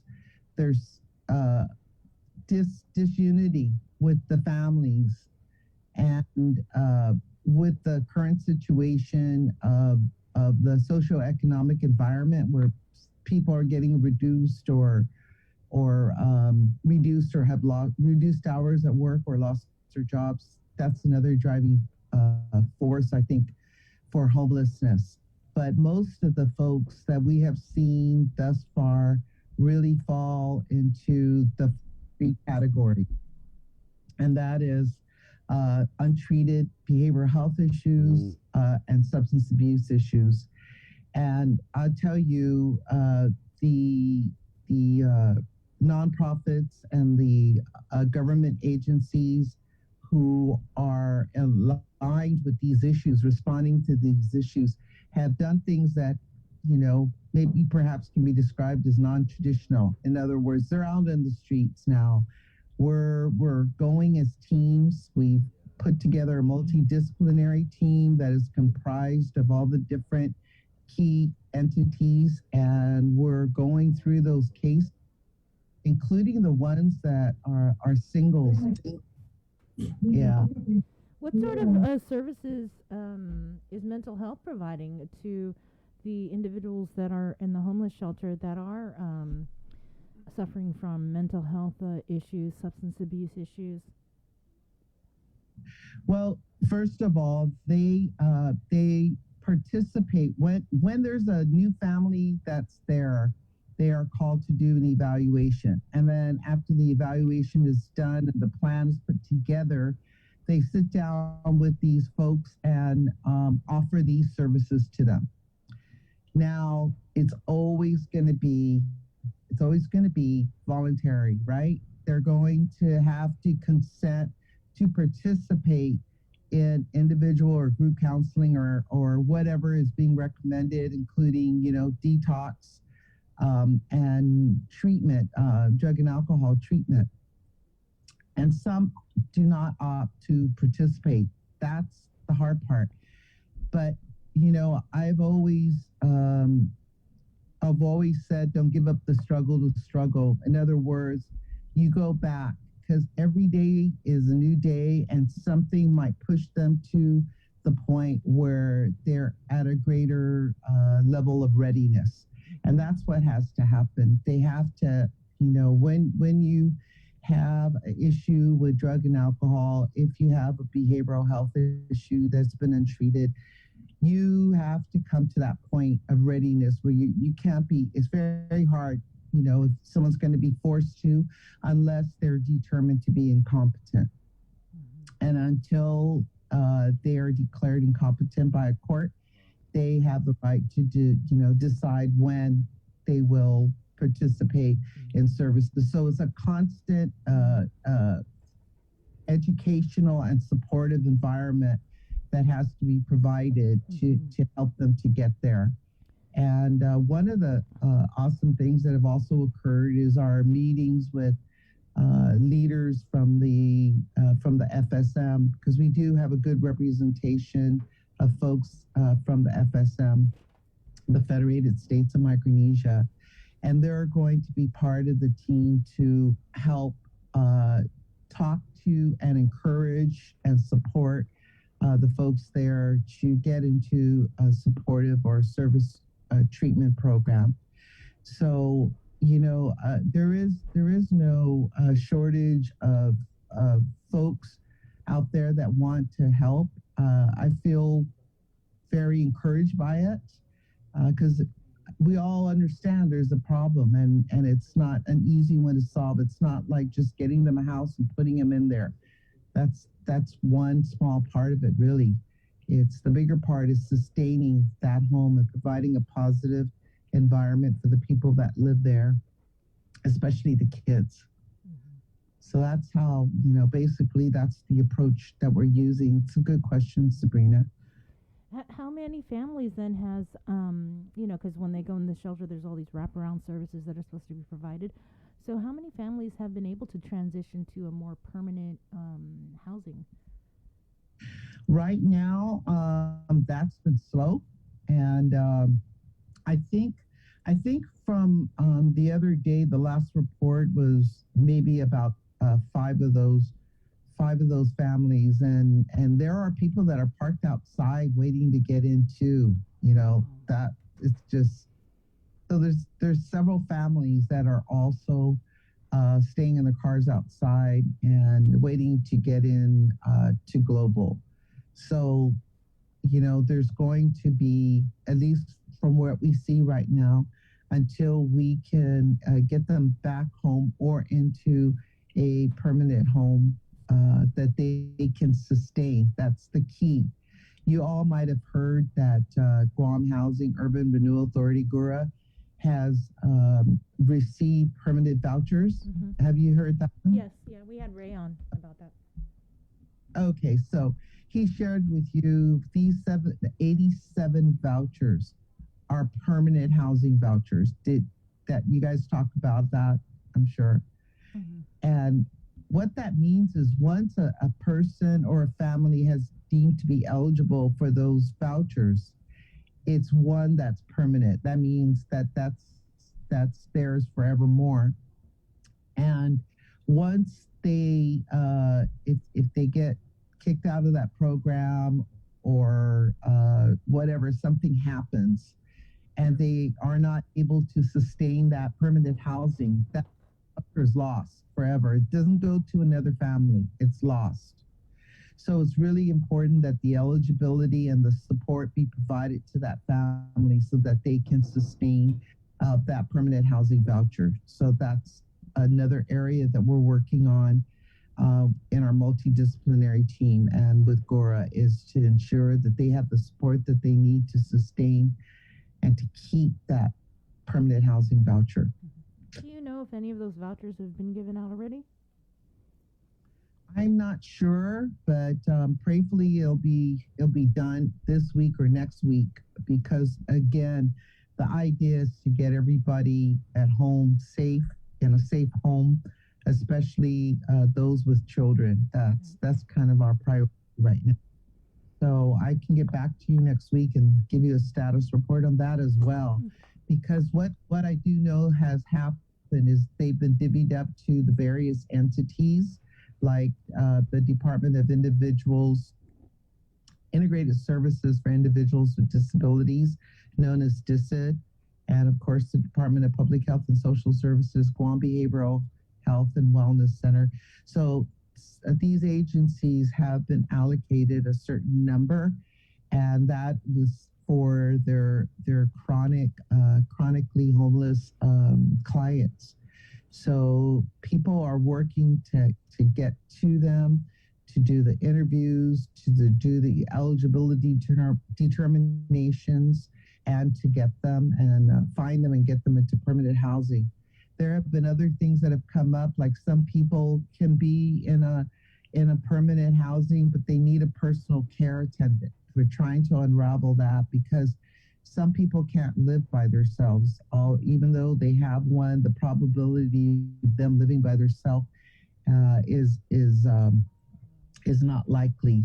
And because it takes time to reconnect them with their families and get them stabilized in their behavioral health or their substance abuse issues, and do the reunification with family and friends. That's a process. It takes time to help be supportive of that person. But the focus is there, the ideas and plans to stabilize and ensure that they, that they can sustain these housing vouchers are in place.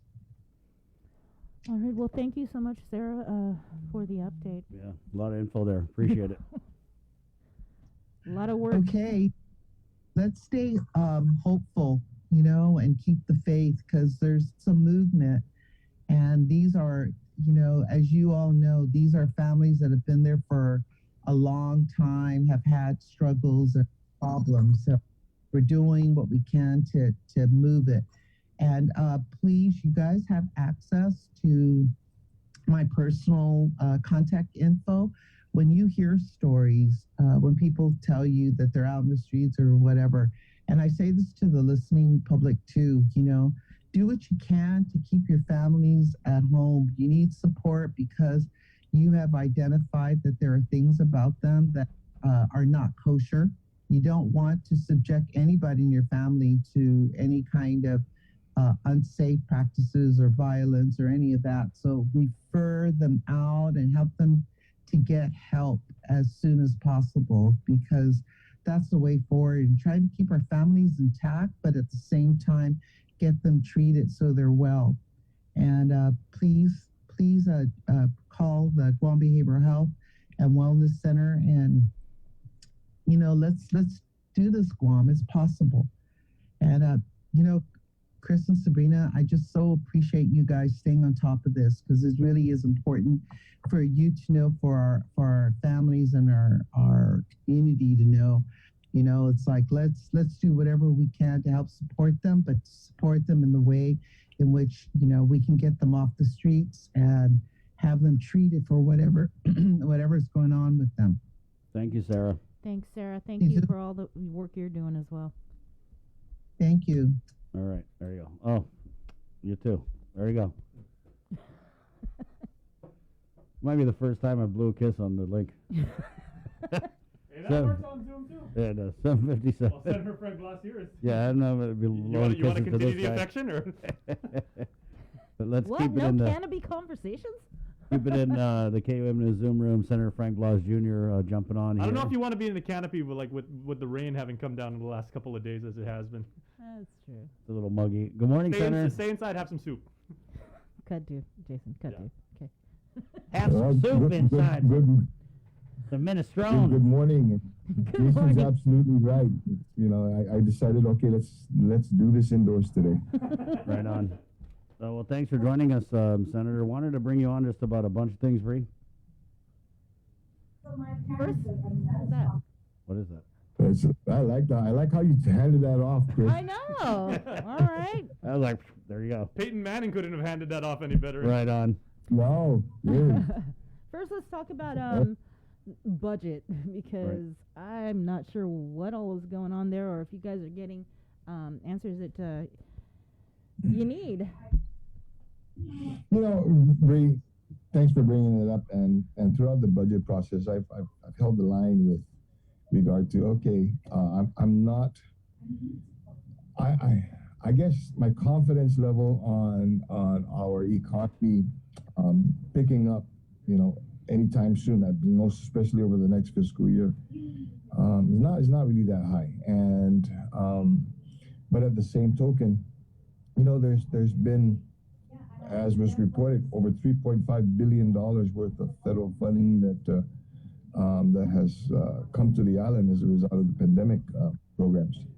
And so, my whole, my line of questioning was, okay, how do we leverage this funding? How do we leverage this money so that we can provide the government service that's necessary, recognizing that we're still not up to par with being able to fully fund all the different agencies, but making sure that the agencies that the community does rely on a 24-hour basis, does get its funding.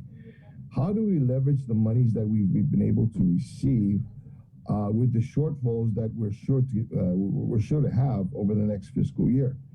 I was very disappointed in that. First off, and rightfully so, I was accused of. I don't want to say accused, but reminded.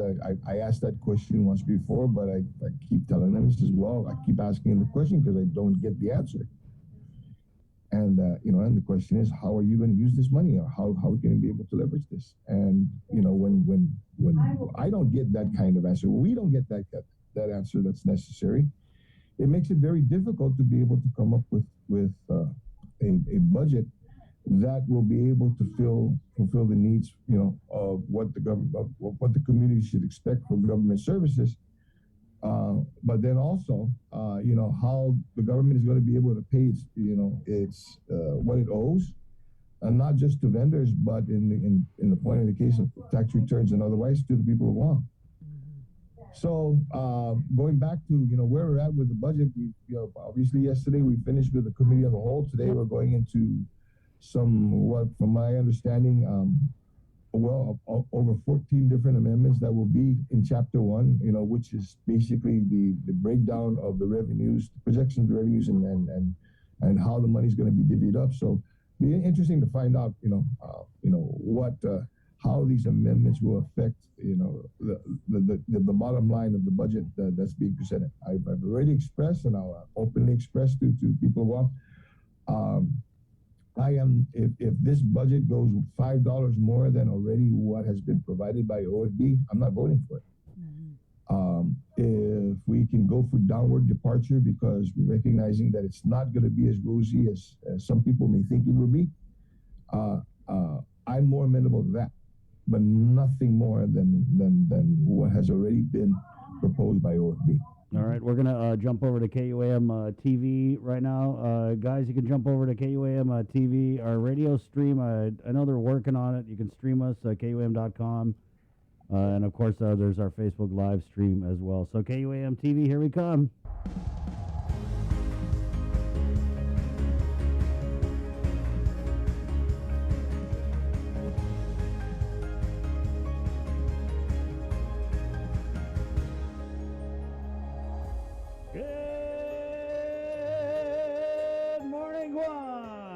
Good morning, KUAM TV, and welcome to The Link.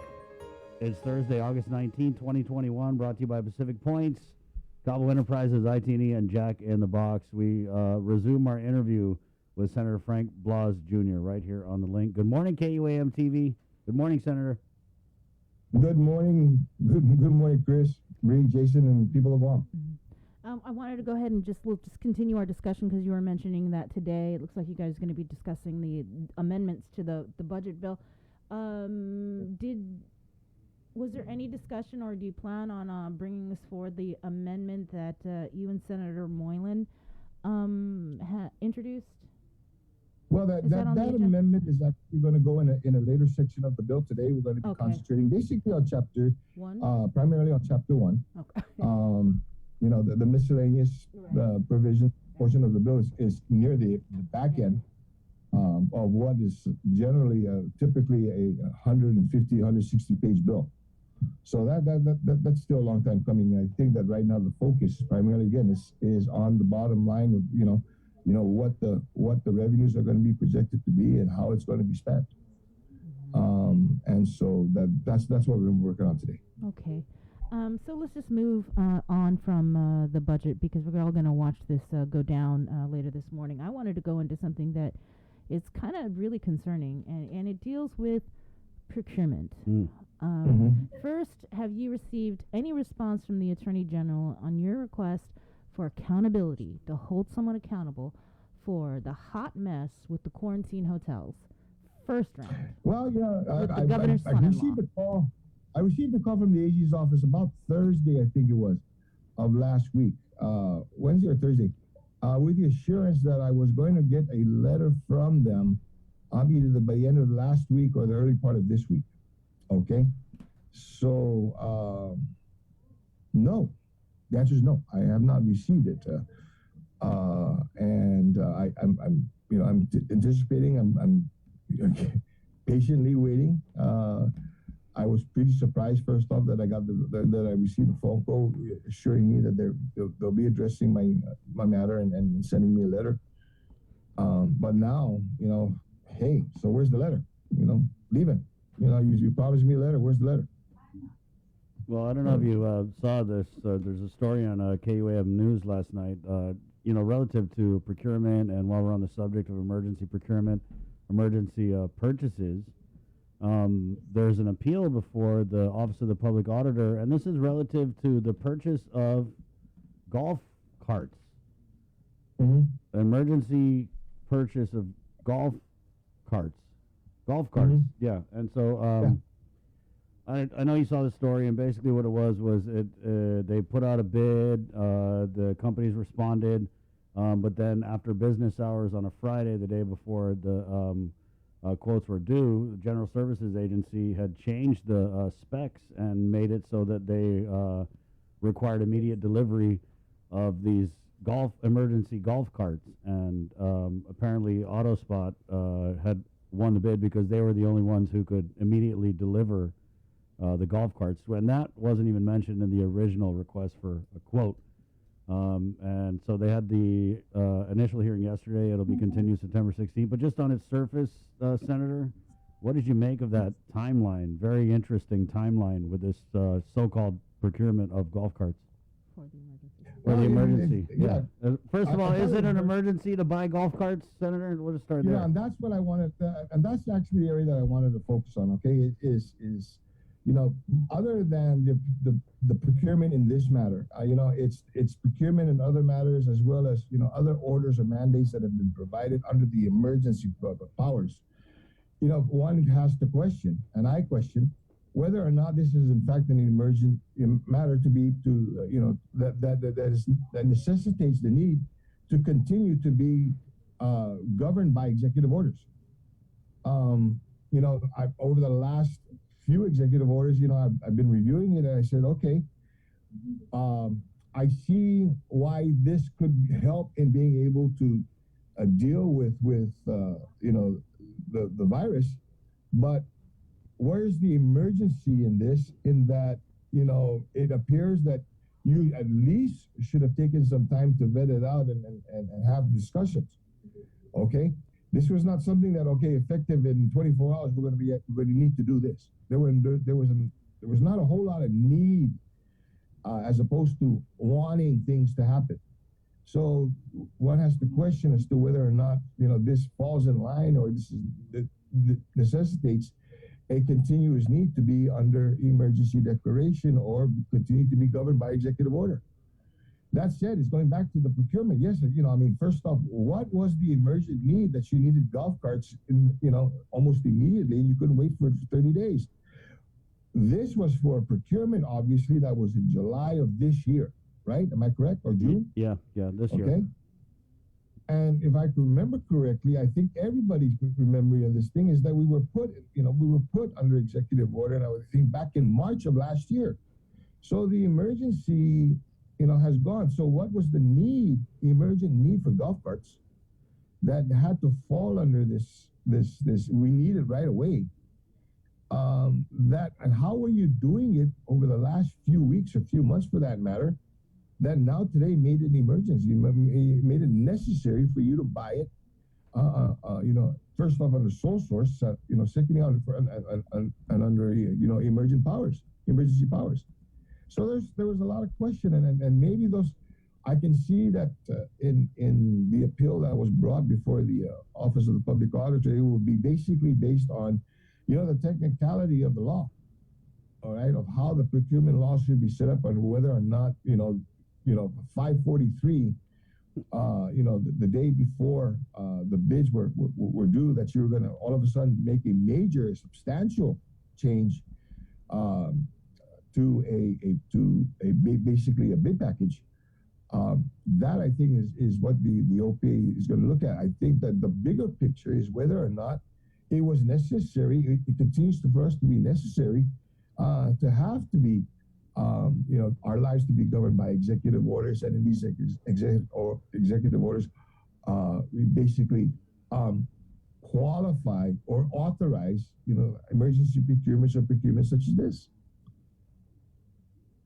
Yeah. So that's really that's the area too that I'm interested in looking into a little bit further. Yeah, just to go into the need, because you talked about the need, what GSA and the governor's office. So it's interesting that the governor's office is so involved in procuring these golf carts because they don't have any procurement authority. Everybody knows that. But just going back to the need, was they had said that they needed it to transport Manomco and people with disabilities at the vaccination clinics. But I know that Attorney Walsh in his appeal filing had said that they'd already been vaccinating senior citizens for months, right? Yeah, I mean, why didn't we see this emergent need, months before when we were doing this?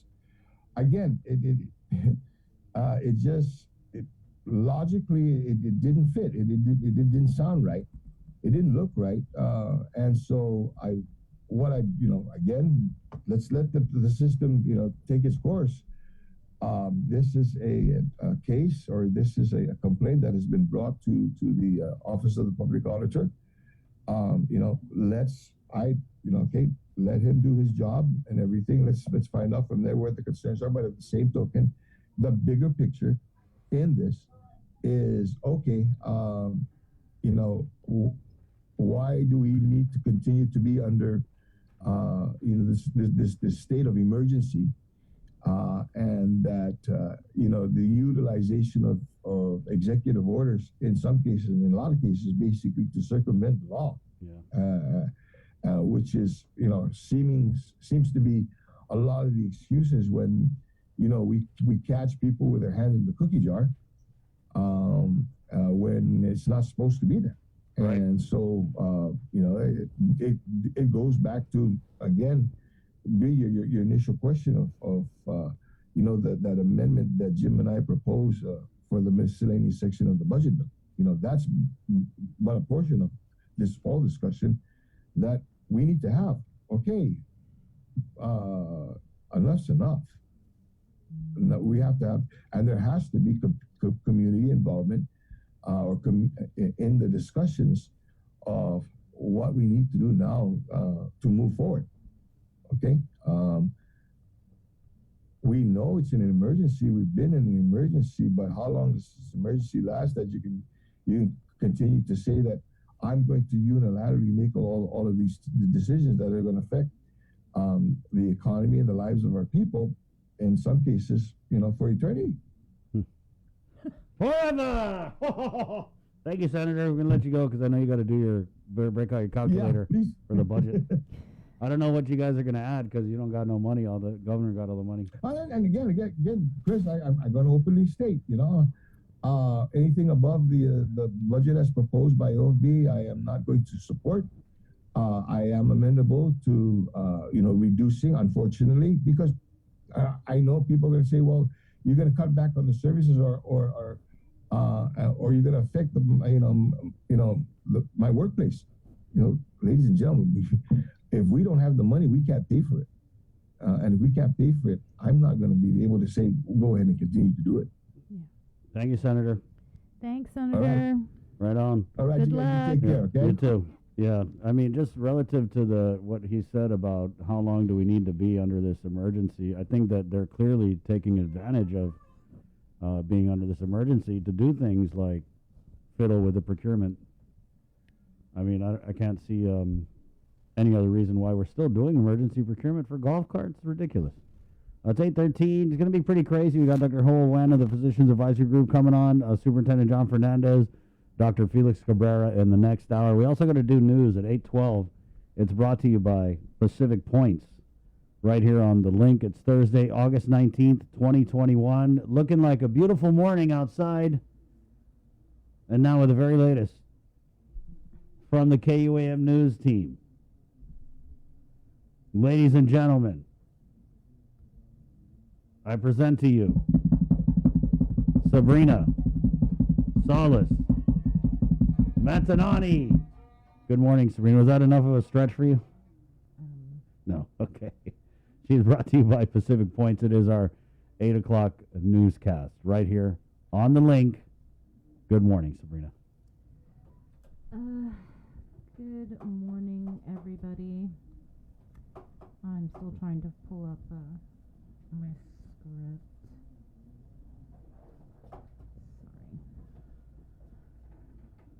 Can we go to a break real quick? Yeah, we're going to go to a break real quick, and we're coming back. It's 8:14 right here on the link. Good morning. On August 28th, join us as we illuminate hope at the American Cancer Society Relay for Life Luminaria exhibit at the FDMS Phoenix Center. From 10 a.m. to 5 p.m., witness the luminous display of lights, a representation of our love and respect for those who have battled cancer. We will remember those who have lost to cancer, honor those who have beaten this enemy, and support those who are currently enduring the treatments for cancer.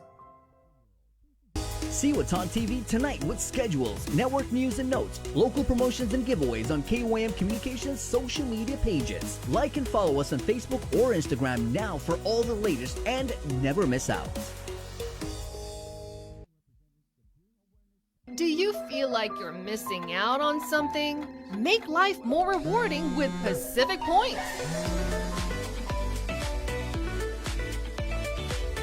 Earn and redeem points for bill rebates and free load at IT&E, discounts on fuel at Shell, vouchers at Foodies, and United Mileage Plus miles.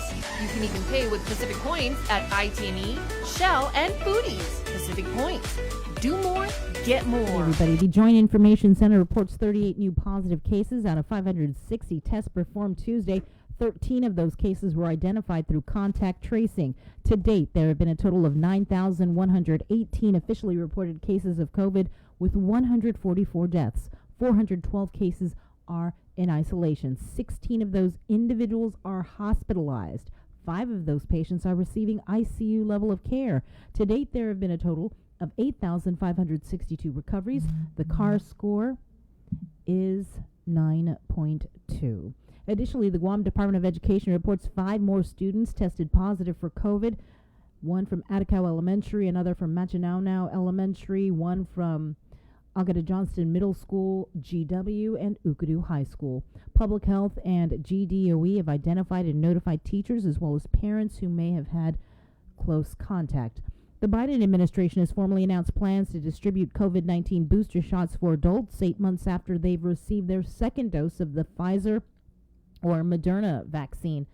White House COVID-19 response team coordinator Jeff Zients says pending FDA and ACIP approval, boosters will be available starting the week of September 20th. Zients adding, it will be just as easy and convenient to get a booster shot as it is to get a first shot today.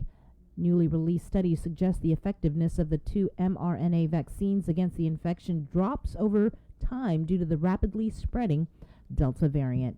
Meanwhile, drive-through testing continues today through Saturday at the Old Teadsden Carnival Grounds from 8 a.m. to 12 noon. Up to 400 PCR tests are being offered on a first-come, first-served basis. Testing is free. As for vaccinations, they are being offered at the Micronesia Mall today from 11 a.m. to 6 p.m. About 1 month before the island achieved adult herd immunity, the governor's office used emergency powers to buy golf carts from a local car dealership to supposedly be used for vaccination clinics.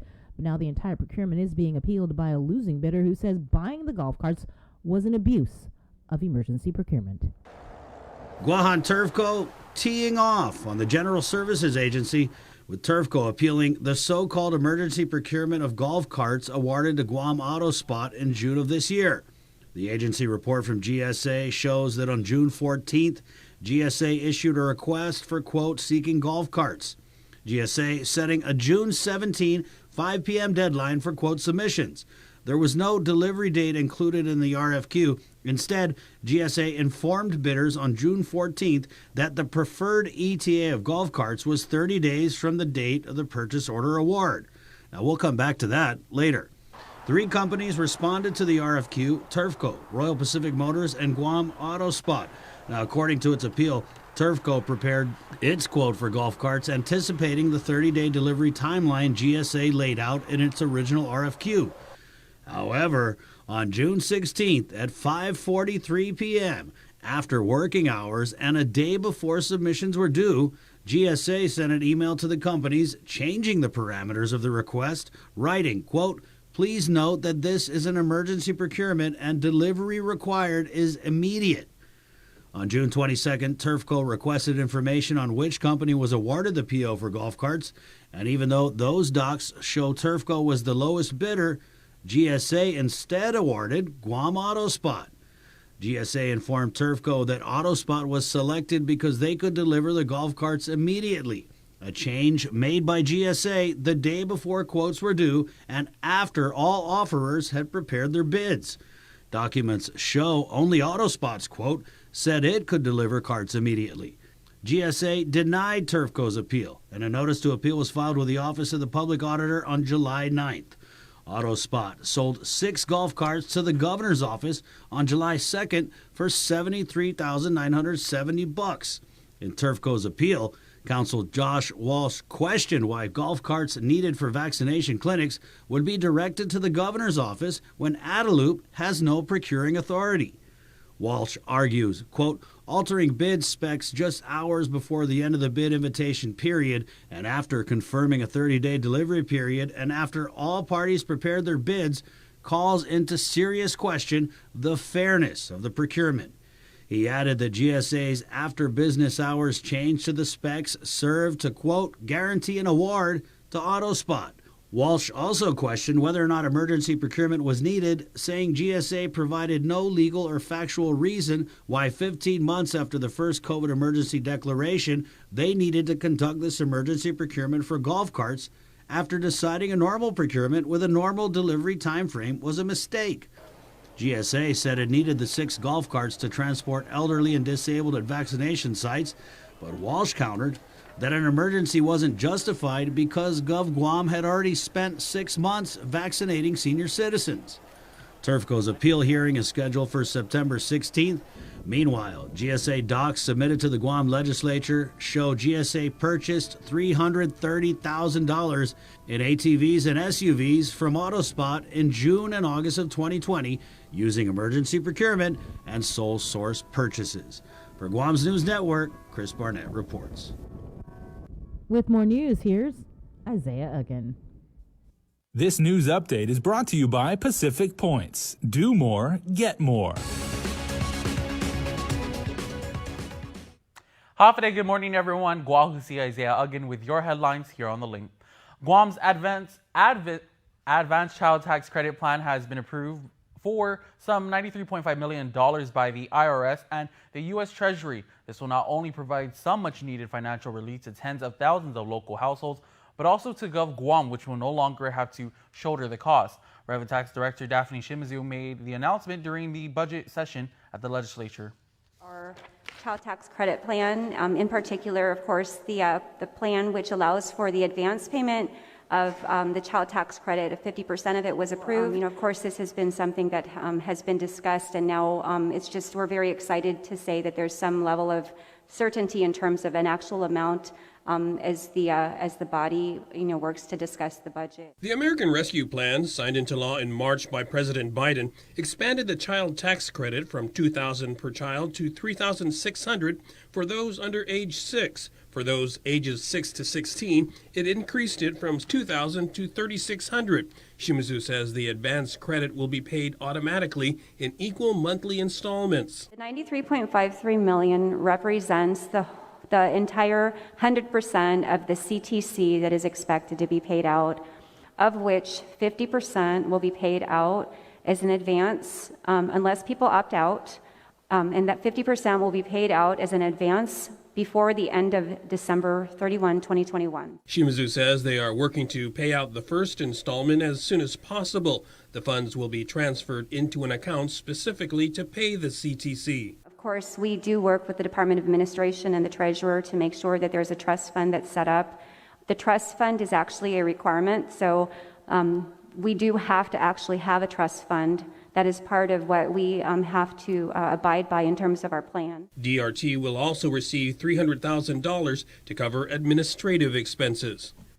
Several senators took one last shot today at extricating details from Adelup's fiscal team about the governor's ARP spending plan. Budget Director Lester Carlson did announce that they gave $15 million to GPA to hold down a rate increase and another $30 million for the All Rise program. But otherwise, the governor's representatives had little else to disclose, as this exchange between Senator Frank Blas Jr. and Administration Director Ed Byrne illustrates. So now we know that there's at least $15 million going to be spent from ARP to. What else are we going to use ARP money for? I think we already answered that, Senator. No, we asked the question. Yeah, we answered, and the way the answer is we can't say anything about it. Now it's being told. The administration opened the door to the question now, and I'd like to be able to have an answer. That certain decisions have been made, those which Mr. Carlson announced this morning.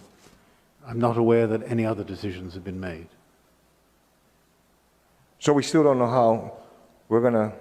how the $600 million is going to play into the fiscal needs for the government over the next, the needs for the government over the next fiscal year. That's your two questions, Senator Blas. Okay? I'm waiting for the answer. I thought I just did answer it, Senator. My question was very specific. What else are we going to use the money for? The use of this fund is being considered. What are some other, that's just a follow-up to the question, what's the considerations? What are the considerations? I don't know, Senator. It's being considered. Many senators have complained that they need to know how the governor plans to spend the ARP money so they can incorporate into budget deliberations. Adelup has said they have all the information they need to pass a spending plan. The governor has said she'll consider providing ARP money to agencies who do wind up with an operational shortfall. 37-year-old drug defendant Andrew Manabusin was arraigned in district court Wednesday morning. He pled not guilty to conspiracy to distribute 50 or more grams of methamphetamine. Manabusin was recently extradited to Guam from California, where he allegedly mailed a package that contained more than 3,600 gross grams of meth that was received by former police officer and former Department of Corrections officer Jose Ananich. The court also granted a request to unseal the indictment and will continue the discussion of Manabusin's release from detention on Friday. A trial is currently set for October 26. Another agency is looking to take action against a solar farm contractor believed responsible for destroying the pristine waters of Marble Cave and also leaving surrounding properties a muddied mess. KUAM's Daniel Perez reports. The Guam Contractors License Board had to postpone its meeting this morning due to a lack of quorum. GCLB Executive Director Buddy Orsini says they were scheduled to discuss a pending notice of violation against the Manilao solar farm contractor Samsung. The company was already cited by Guam EPA for failing to implement its approved erosion and sediment control plan. As a result, surrounding private lands, include Marble Cave, suffered extensive environmental damage from storm runoff. Although GCLB investigators completed their investigation, they are still waiting for documents from the Department of Public Works and Guam EPA to determine how much in penalties will be issued. We're going to go probably into a special session. Right now, we can't set a actually amount just yet. We did get the all information from the licensed contractor, which was a couple of days ago. However, there's some info, and we're considering all the other info from the using agencies that are involved in this project. So we have to be extra careful because we have to do our due diligence, right, to give a right assessment. Orsini says they are waiting for permit information from DPW and Guam EPA. As we reported, the AG's office has filed suits against the contractors for the environmental damage in the area. Additionally, a team from US EPA is expected to arrive on island to conduct an inspection of the area. Reporting for Guam's News Network, I'm Daniel Perez. Thanks, Daniel. That's it for now. We'll see you tonight for KUAM News Primetime. This news update is brought to you by Pacific Points. Do more, get more.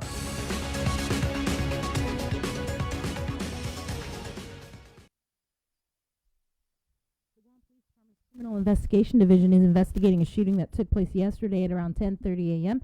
at a residence along Tranquilo Street in Harmon. According to a release, a man had sustained a gunshot wound and is being treated at a hospital. No other information was provided. United Airlines has increased its Guam Saipan schedule to offer daily flights between the islands. 2 more flights per week were added to accommodate the busy summer-fall travel season. The daily morning flight schedule began on the 1st and increases capacity as travel restrictions have recently eased. You can find the updated flight schedule on our website. Former Afghan President Ashraf Ghani and his family, who fled Afghanistan prior to the fall of Kabul, have now turned up in the United Arab Emirates. This comes as thousands of his countrymen and U.S. citizens are also trying to evacuate the country. Natalie Brand reports. The U.S. is rushing to increase the number of people it can evacuate from Afghanistan ahead of the August 31st withdrawal deadline. We predict that our best effort could look like 5,000 to 9,000 passengers departing per day. But there are reports of chaos outside the Kabul airport, with a NATO official telling Reuters there was a stampede at one of the gates, and the Taliban is reportedly blocking Afghan citizens from leaving. We have received reports of people being turned away or pushed back or even beaten. We are taking that up in a channel with the Taliban to try to resolve those issues. In the eastern city of Jalalabad, a health official says at least one person is dead after Taliban soldiers fired into a crowd protesting against the new government. National intelligence analysts say there is also concern about heightened terrorist threats, especially around the 20th anniversary of 9/11. Anybody in the intelligence business right now here in the United States who doesn't understand we're in a heightened threat position isn't reading the analysis. The Taliban held its first press conference Tuesday, claiming it will respect women's rights. The U.S. joined 46 other countries in a statement saying, "We are deeply worried about Afghan women and girls, their rights to education, work, and freedom of movement." We have to see what they do. We hear what they're saying, but it is their actions that really will define how they address these issues moving forward. The UN says it will remain on the ground in Afghanistan to support programs for women and girls. Natalie Brandt, CBS News, the White House. And with your news in tomorrow, here is Kin Conception. Buenas tardes, tiget sunto gifinut sa morgan ni KUAM News. Presenta ni Familian Mizo gi First Hawaiian Bank. Kasi 30 milyon pesos na salapi para all-rise ang programa sa tapago gaya gi Department of Revenue and Tax gin American Rescue Plan. Sa ilang na direktor di Revenue Tax, si Daphne Shimizu, da siyempre gwa aplikasyon para STCA gi dia 1 September. Loti tayo ST sa na-implement na programa all-rise. Pago, imaman na aplika sa debut preba na imanalingon salapi para siya sa Pudipinesti. Asangan si Shimizu na aligoy kanenswela niya bagaw niya para ST sa Pudhemplo, por minalingon slapi sa taygiri ni baha pataza swadu mahalum minalingon sotsu ini nasan mapuri apas guma padat kilon jari ni bahan guahan ningkano. The Department of Revenue and Tax as sempiu mana Gigi in his gayon gi sunyan na plague on internet gi FAQ par frequently asked questions. Gimas ilanya si Shimizu na para ibinali na banda enti adzi finin na humalum mo na humuzag na manera na aplikasyon at sa para ma-accepta na aplikasyon sa igin ni internet online pat ugay gwihi iman na aplika. Umbiyahi talo siyempre matutuni all rights na aplikasyon gidyaw 1 September. Mas artikulo Watalo otro na lockdown na eskwela gi Egan Merkulis. Pago na biyahe sa Jose Rios Middle School sa PT. A Public Information Officer para Departamento ng Edukasyon si Michelle Franquez umabrutao ng estudyante sa podazo ma-lockdown ni campus sa eskwela gi kasilas 10:30 gi Egan. Manmagang gi polisiya sa makon ni estudyante. Manamanyo yung lockdown gi 20 minutos gi después. Nasuntugin ni polisiya i-highway patrol ni Guam Police Department sa manmaagang pro-investigaw na aksidente ni Palawan ni Tinetpi ni Kareta. Gila 6 ginigap na ogaan, gi Route 16 na salan gi ni 7-day supermarket. Sigon si Paul Tapao, spokesman para GPD, pick-up tayo da Tacoma, humunanaw haza gisan haram na lane. Anya topi Palawan ni mamumukat gi kanton salan. Makonin sigidas para Guam Regional Medical City para maamti sen seryoso na sinot niya. Taza tabi informasyon mahalam puri kondisyon niya ibiktima. Yuto muna suntugin ni KUM News gifinut sa moro para pago na Webes, si Andrew Manibusan, 37 anyos na edad, numatsaki po kinanta di sa Bineno sa Rain gi District Court of Guam ginigap na ogaan. Appeal not guilty sa Manibusan. pwede matsakinya ni para ubendi mas ki 50 grama na methamphetamine. Ma-extradite in California ni Marista Gui sa matsaki na Mel Magi Guan transmit 600 grama na bineno no rinisibi as Jose Ananich no gining polisiya sa official Department of Corrections. Ikote sa mga preber requesta na ma-unseal indictment so makontinua madiskuti para masorta si Manibusan gininiteni gi ibetnes. Isa na trial si Manibusan sa maskedzo para 26 de Oktubre. Para Guam News Network, Guam si Ken Concepcion. Yasuto Yufinut Samoro sa presenta sa ninafakto ni Familia Mizo gi First Hawaiian Bank. Say hello to the First Hawaiian Bank mobile app, where you get smart insights into your finances so you can make smart decisions with your money. With a daily personalized feed, you can compare your monthly income to spending. That's better. Discover where your money is actually going. You might be surprised. See what's essential and what isn't. The more you use the app, the smarter it gets. With insights from the First Hawaiian Bank mobile app, it all starts with yes. We are back. Good morning. Hey, what's up? It's 8:34, Thursday, August 19th. Sabrina Salas Matanani. Good morning. Good morning. Let's go into the Zoom room where we have got the chair of the Physicians Advisory Group, Dr. Hoa Nguyen. Good morning, Doc. What's going on, Doc? Good morning. Good morning. I have been busy testing already morning, and there's long line everywhere at TGen, at the clinic. I think that we really need to open more site for testing, because people need to find out if they have the virus or not, and isolate themselves and stop the transmission of the virus. So I think that we're going to ask DPHS to open more sites rather than just TGen. Right, yeah, because I was asking you before we went on, only 560 tests performed yesterday, and you're saying that's because people are lining up so long to get tested that they're just giving up. And the risk there is that these people could have the virus, they're going to go home and do whatever because they didn't get tested. And so you're calling for public health to open more testing sites. Right, because only 400, right? If we're saying 560, only 400 are being offered over at TGen. Right. So it would seem like, what, there's only 160 Yeah, even at AMC Manila, we test over 100 a day, on top of our patient care. So there's a huge burden for the Tier 2 clinic to do testing. Because like I said, we have our own patient to take care of too. But yeah, every day now for the last week or so, we do over 100 tests a day. Over 100. So, with the Abbott machine, we can pretty much identify on the spot about 15, 20 minutes that they positive right away. But again, the parking lot is have no more space in the parking lot. It's so full. So I think we need to open at least 1 or 2 more sites everywhere so people can have access to this test like as soon as possible. But with only 560 tests that were ran yesterday, which is inclusive, I believe, with private clinics, is there a need?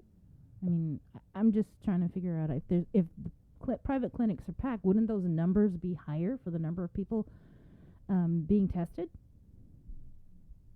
Yeah, the private clinic, Sabrina, they can only do so much. AMC Manila is built to do that, but other private clinic, it's almost impossible for people to go in and get tested because their schedule are full, with their own patient. And, they don't have the big parking lot for people to drive in and get tested and drive out. So it takes a lot of manpower on the clinic to do that. So like I said, public health just need to put more sites. I think they can have one in Naganya, so people in Naganya can access it, one down south. So I think that several sites need to stand up as a mobile drive-through, just like TGen for testing. We really have to do a lot more tests to try to identify the infected person as soon as possible, because some of the especially fully vaccinated, they have very mild symptoms, but they can transmit the virus, and they go around without knowing it. So the more tests we do, the better we can isolate the virus. So we need to stand up at the test site very soon. Doc, I just got to follow up because I know that you had to come on Friday imploring the governor to implement restrictions immediately. We're just hearing from a variety of sources that adjustments are under consideration, but what's the deal when you have the head of your physician's advisory group begging you to dial back and implement restrictions because of this Delta surge that we're now ending week 3 of? Doc, what gives?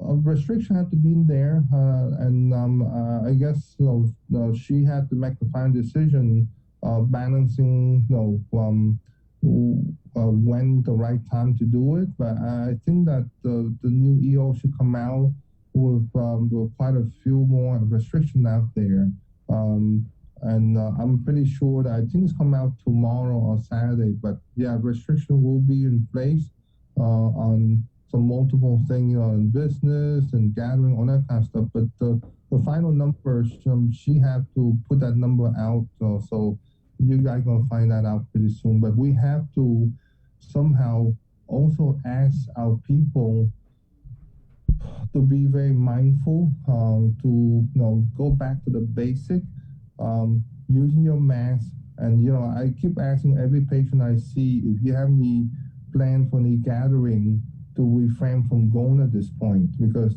that's where the transmission of virus going on, is on the gathering. So if you have a function, a party, or whatever with a lot of people, we just have to ask you to play your part and try to prevent transmission, because once this Delta get a grip on the community, it's very hard to shake.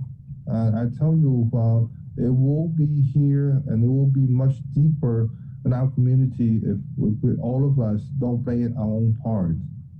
Is it too late, though, Doc? Because it kind of seems like this spread is it's pretty rampant, and we're going on 3 weeks with, we're talking 3 weeks and not like 10 cases. We're talking 3 weeks of 20, 30, 40, 100, 50, 38. Yes, no, it's never too late, Chris, Sabrina, to make an effort on everyone to try to stop this. It's going to take us a while if everyone works together to make this number to go down.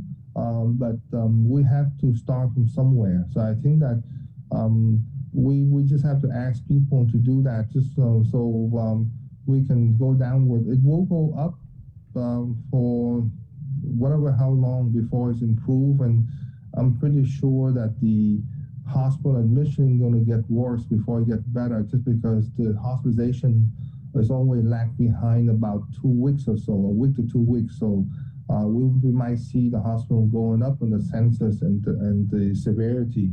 What we're afraid of is that if we keep having double digit all the time, the young people from 18 to 40, they're going to bring it home to the elderly, and we will start seeing the high-risk patient, the elderly, going to end up in the hospital because, you can be fully vaccinated, but if you expose the virus long enough, yes, you will catch it.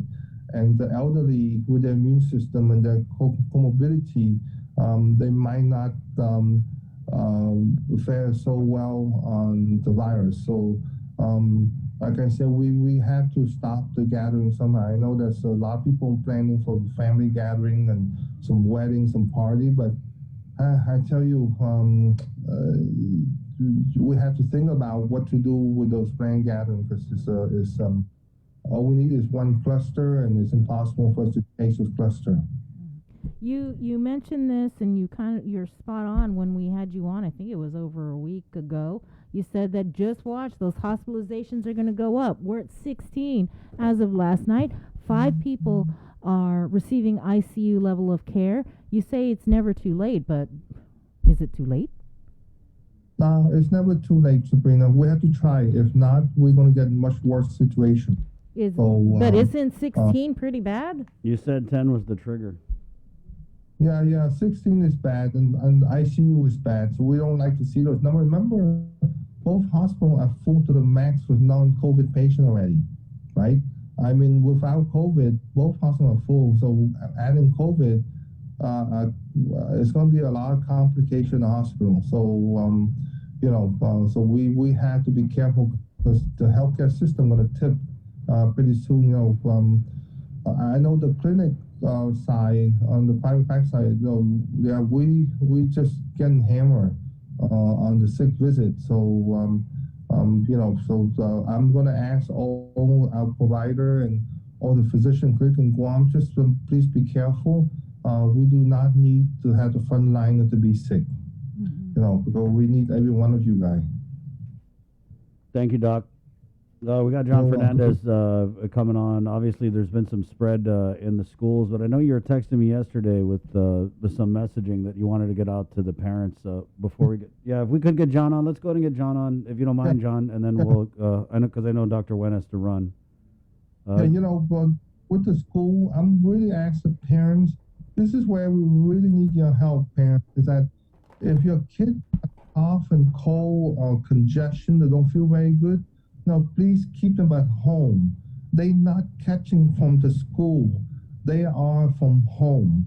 And as our respect for other students and the staff and everyone else, if your kid are sick, it's just a common cold. Get them to a clinic, get them tested, and keep them home from school until you're cleared by a physician. But you don't want to bring this thing to the school. The oldest positive in the school that we have so far, because parents, we didn't do our job. So we really need to do our job by keeping your children at home if they feel sick.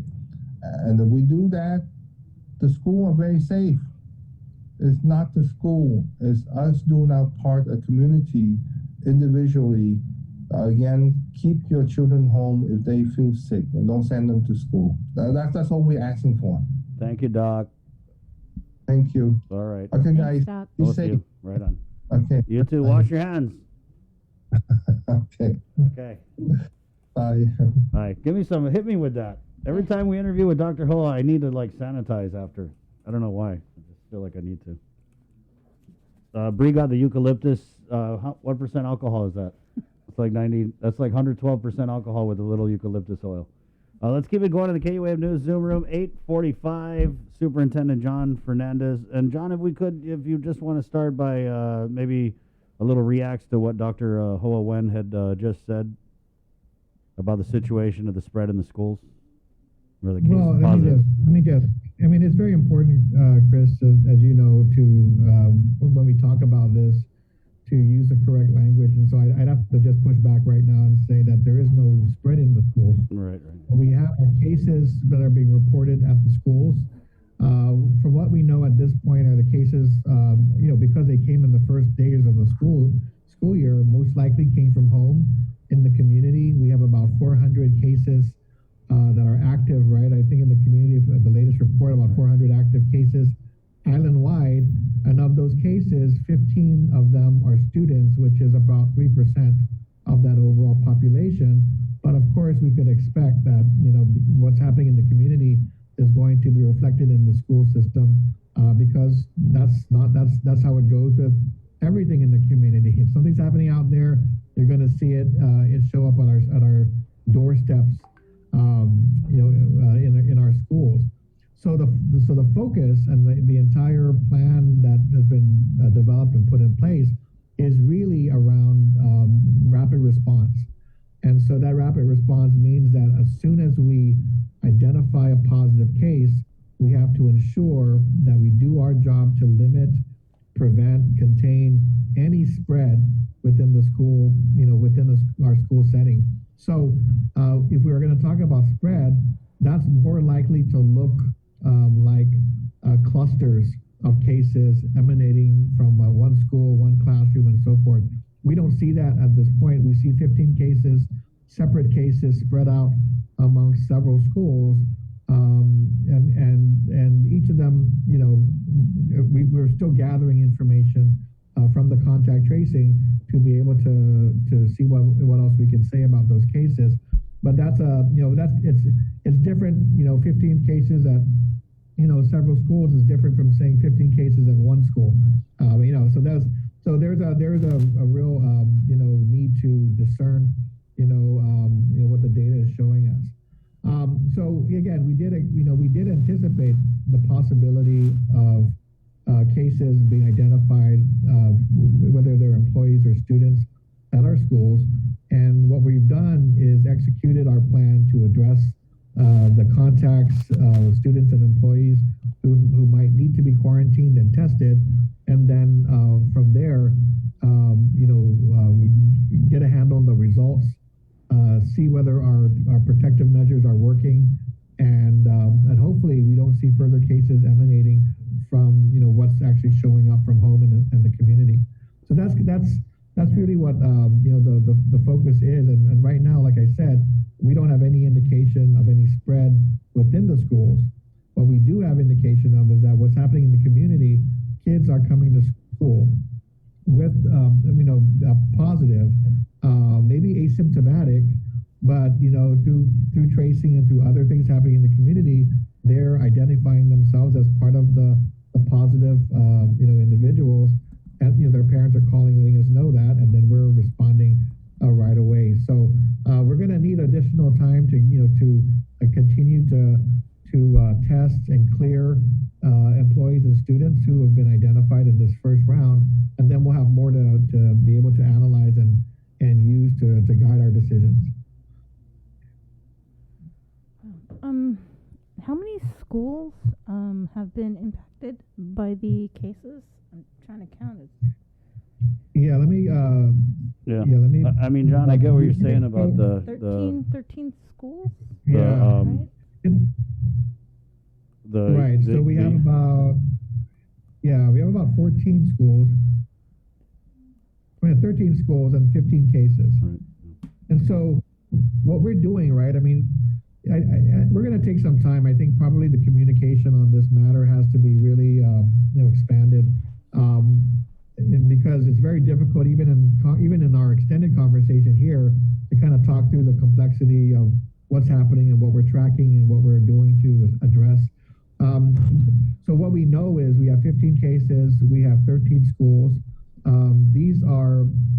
Most schools have just one case. But we do have a middle school at Agata Johnson with 2 cases. We have Unsalon with 2 cases. What we know is that because we have a case at Atacao and we have a case at Unsalon, or at Benavente, for instance, it's hard to say that those 2 are connected. So we're not looking at this as a mass, as a whole district. We're looking at this at a school by school basis. Highly unlikely that an Atacao Elementary School student is going to be spreading it to a Truman Elementary School student. So those numbers need to be looked at, within their school community. So we are, every JIC report, we update a table of schools, active cases, enrollment, and the percentage of cases that are identified at the school sites. The highest level we've identified is in a smaller school. We've got 0.3%. At Atacao, that one case represents about 0.3% of that overall population. Across the district, it's 0.2%, and we're using that percentage to kind of track, whether we're seeing increasing cases, what percentage of the enrollment is being affected, and so forth. The reason we do that is because we know that there may be a certain threshold where we require us to, number one, assess whether in fact there has been a spread, that there are clusters of cases, and that would lead us to a next level of action, meaning, if we have any fear that there is spread within the school, that's going to take more aggressive action than what we're doing right now, including possibly the closure of a school. In other school districts, I know that they've used anywhere from maybe 3 to 5% of the school enrollment being active cases as the sign that that school closure might be necessary. So we're not near that percentage yet, but it is built into our assessment and tracking to monitor on a school by school basis what cases we see, any indication of spread, and when it's time for us to move into a broader strategy to address that risk of spread from students to fellow students or to employees, right, and vice versa. Yeah. Go ahead. I mean, I just think it's hard for, and I get what you're saying, John, and calling me out for using the term spread in the schools. I know, but I mean, just from the parent standpoint, right? When they have 14 different schools or whatever, and you get these alerts all the time, absolutely. it's like, oh my God, it's everywhere. It's very easy for them to jump to that conclusion. Well, right? yeah, it's tough. I'm not calling you out. I just want to say for the community the community standpoint is we use those terms loosely, but one person is going to take that term and say, "Oh my gosh, it's a spread within the school." So, I had a parent at one school just really express concern about the safety of the schools. I mean, about the cases at the schools. And I said, "Well, what school do you go to?" And they said, "Well, I go to this school." And I said, "How many did you hear about a positive case at your school? Is there something that we're just learning?" And she said, "Well, no." I said, "Well, okay, we hear you about your general concern, but let's keep our eye on, what's happening at your school to make sure that you guys are safe there, and we'll continue to report out the information." What I think is interesting is that, I know there's a lot of focus on DOE, and like I said, we've got 15 cases. There are 400 out of 400 some active cases. It's 3% of that amount, and yet nobody's talking about where the 97% of these cases are, and we understand that, right? So I think part of it is that we still value transparency. We still value sharing the information with our public, with our stakeholders, to let them know what's happening in our schools and what we're doing about these cases. And we're going to work to really explain our thought process. I think sometimes because we're all scrambling behind the scenes to keep an eye on everything and work with public health and work with the physicians. And, Dr. Wynn and I were on the phone earlier this morning kind of talking through some issues. There's a lot going on with a lot of focus, conversation, collaboration, and urgency around what's happening. And we don't necessarily want everybody to kind of be in the middle of all those discussions, but we do want to share, our approach so that maybe people can understand better how we're evaluating what's happening in our schools, knowing that, of course, there's a lot of concern about the broader community trends as well. So I just want people to know that we're not sitting back and watching.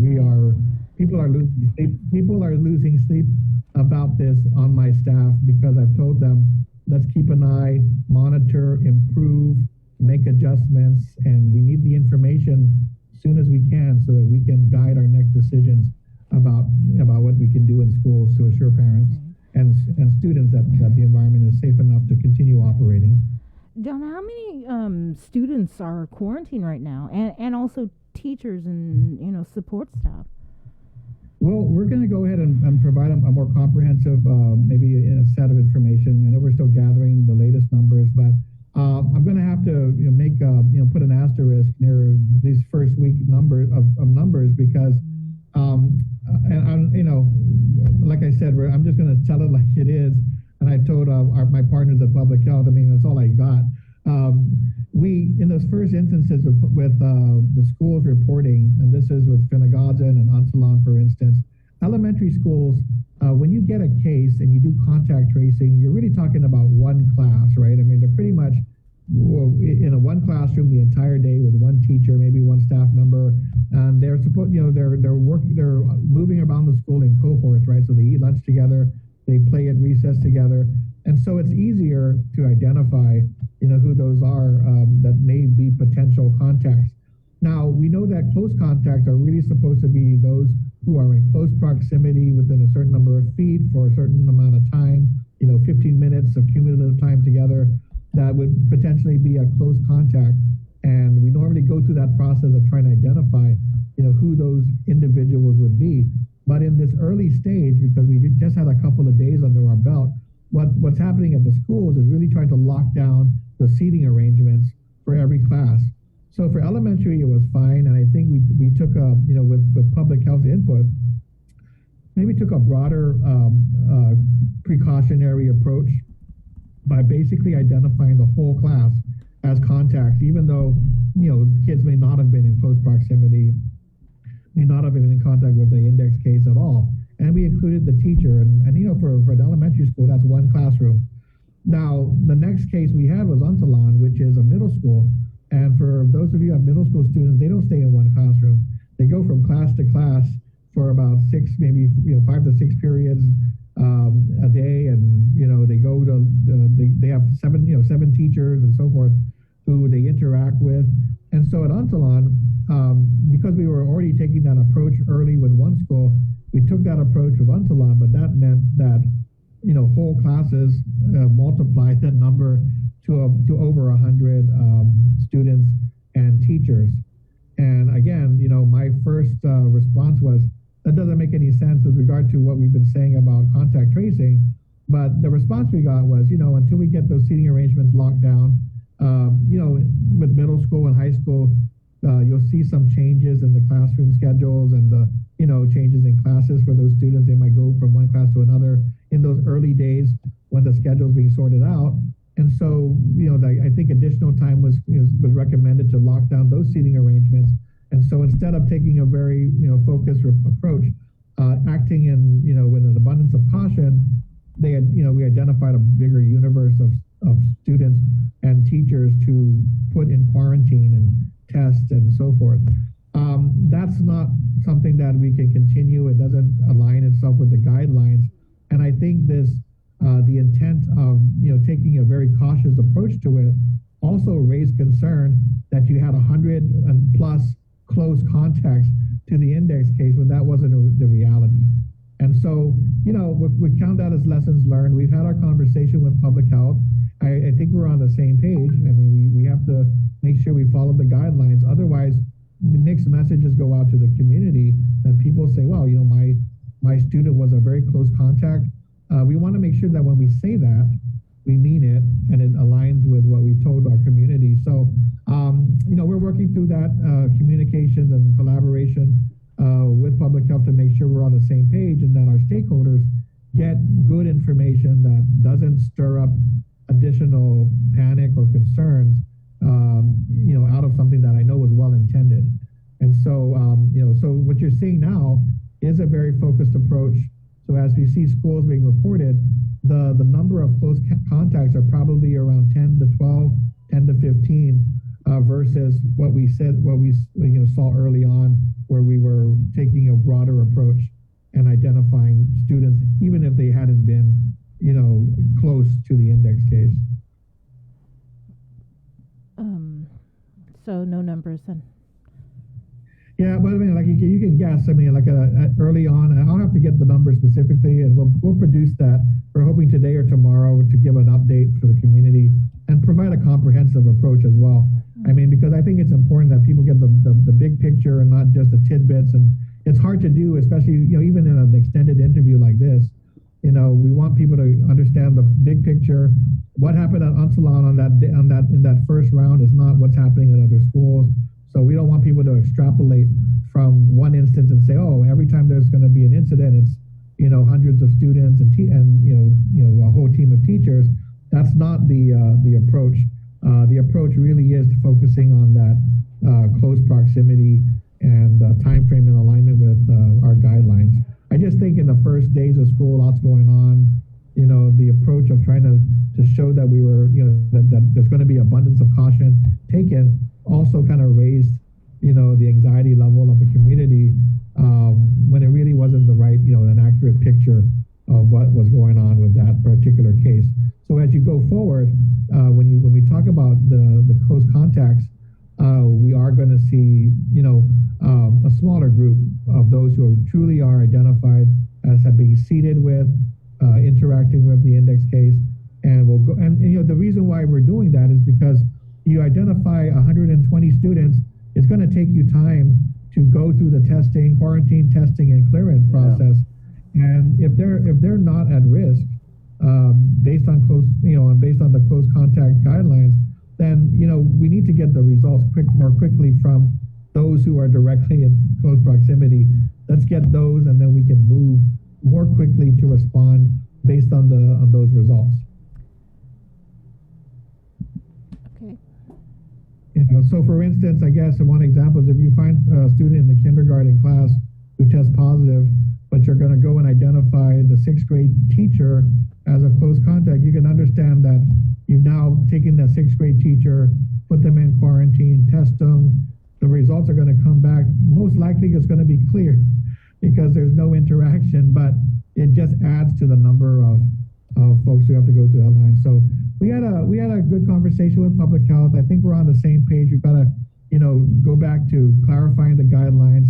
We are going to put out a communication to parents to articulate all these various steps so that they're very clear as well, and they have a place to call. I know that our schools have taken a lot of responsibility for answering questions generally, but I think what happens is that if they hear slightly different information at one school versus another, that again causes concern. So we want to centralize, that and support that as much as possible, in this go around. So we're working through that, and again, we're looking forward to a more comprehensive update of the week. Possibly, I'm hoping by tomorrow, so that we can look back at the week, we can look back at the numbers, we can update, what's happened and what the results are that we're learning, and then we can position ourselves for the coming week. As part of that, I also want, our public to know what the thought process is, what we're looking at, what we're following to guide our decision making about, what's happening in schools. Next week, Director Artson Augustine and I are going to walk some schools. I invited him to join me because, in order to really kind of get a comfort level about what's happening at schools, or, to identify areas of improvement, it really is important to get out to the campus and see what's happening because these are not robots. These are not, we're not talking about inanimate objects. We're talking about children and employees operating in a relatively, hopefully close to normal school environment. And there are some things that are going to work perfectly, and there are some areas that are going to present some challenge. And those areas, we're going to work to find solutions to, and further supports to make sure we can address any areas that might still need to improve the protocols. But for now, we've got what we've gotten. I wouldn't say we expected to be at this place, but we did expect that if the numbers go up in the community, the risk of getting a case in school is going to be higher as well. Right, yeah. We have these cases, we're responding, we're waiting for the results, and based on those results, those will help drive us to our next decisions. Right.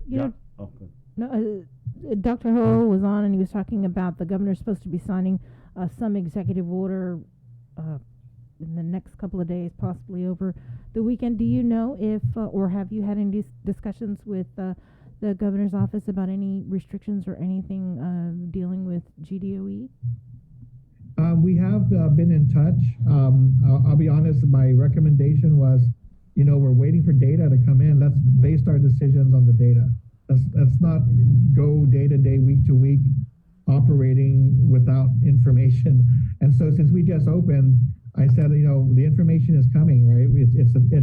It's if you're vaccinated, you're going to be you're recommended to test within 3 to 5 days. If you're unvaccinated, you're recommended to test between 5 to 7 days. We identified our first case on Monday, so we're going to need until at least this weekend, or hopefully, to start getting the bulk of our results back, so we can then proceed to understand what's happening with these cases. And again, once we get those results, we're going to be active in determining whether further action is needed or a change in direction is needed. But we really do need to base ourselves on what's actually happening, because if we just base it on what we fear is going to happen, that's a different level of discussion. That's really looking at the broader community, whether there is so much risk in the community outside of our school facilities that we have to close our schools because we fear that it'll enter our school grounds. At this point, we're not seeing spread of the virus within our school facilities, but we recognize that it is a fact of what's happening in terms of what's happening outside our school buildings. I know we kind of touched on this before regarding concerns from parents and then wanting to pull their children out of face-to-face and wanting to switch online. Hard copy or online or... Yeah. Right. Are you getting more and more requests like that? Well, we're getting a lot of requests from individual parents and students. Early on, if the school was able to accommodate those parents with those requests, they were able to do so. My understanding is that these online classes are maxed out now. So switching to online means that you would have to take a teacher out of a classroom and have them go online to support, those students. And at this point, while we do have individuals requesting for online courses, we do have a large number of students coming to school daily for in-person instruction. So it's not possible to simply just shift every time we get a request. Now, again, if the risk assessment of a school gets to a point where we want to now shift more, in bulk, shift whole classes online and so forth, that becomes a little bit more feasible. But we can't. It's hard to do a student by student. You can imagine at a secondary level where you have 7 different teachers for your different content areas trying to switch over and trying to find out how to support that one student's needs. It's difficult and disruptive in terms of the fact that these teachers are in the classroom right now would have to switch gears, leaving the students in the classroom without instruction. So that's something that we're monitoring. We are actually gathering data on enrollment and attendance for this first week as well, so we can get a better handle on that situation versus the requests that are coming in case by case. And so once we get those numbers, we'll have a better sense of what our community is doing in terms of sending their kids to school versus keeping them home due to the fear of the virus. Right. I don't know if it's anecdotal or not, John, but just at the school level, we're kind of tracking some chatter about parents who haven't even sent their kids to school yet. And I know that there's something about 3 days you miss school, they refer you over to the truant officer. What's the status on that? I'm not gonna. I mean, what I'm gonna say is that there is a compulsory education law that requires parents to send their kids to school until the age of 18. So that's on the books. We do know that where we are today is vastly different from where we were last year, meaning we've got a significant amount of students who are back in the classroom, and we're working to keep them safe and again going through this situation. We are gathering the enrollment and the attendance numbers to get a better handle on who's not coming to school, and then we're going to have to figure out how to address that situation. Our approach, of course, is to have some time to gather the data from this first round and assess the safety of our schools and convince parents that it is safe to send your kid to school, so that they can meet that legal requirement versus trying to penalize parents for obviously what may be of course heightened concern at this start of the school year. Our goal is to bring our kids back to school.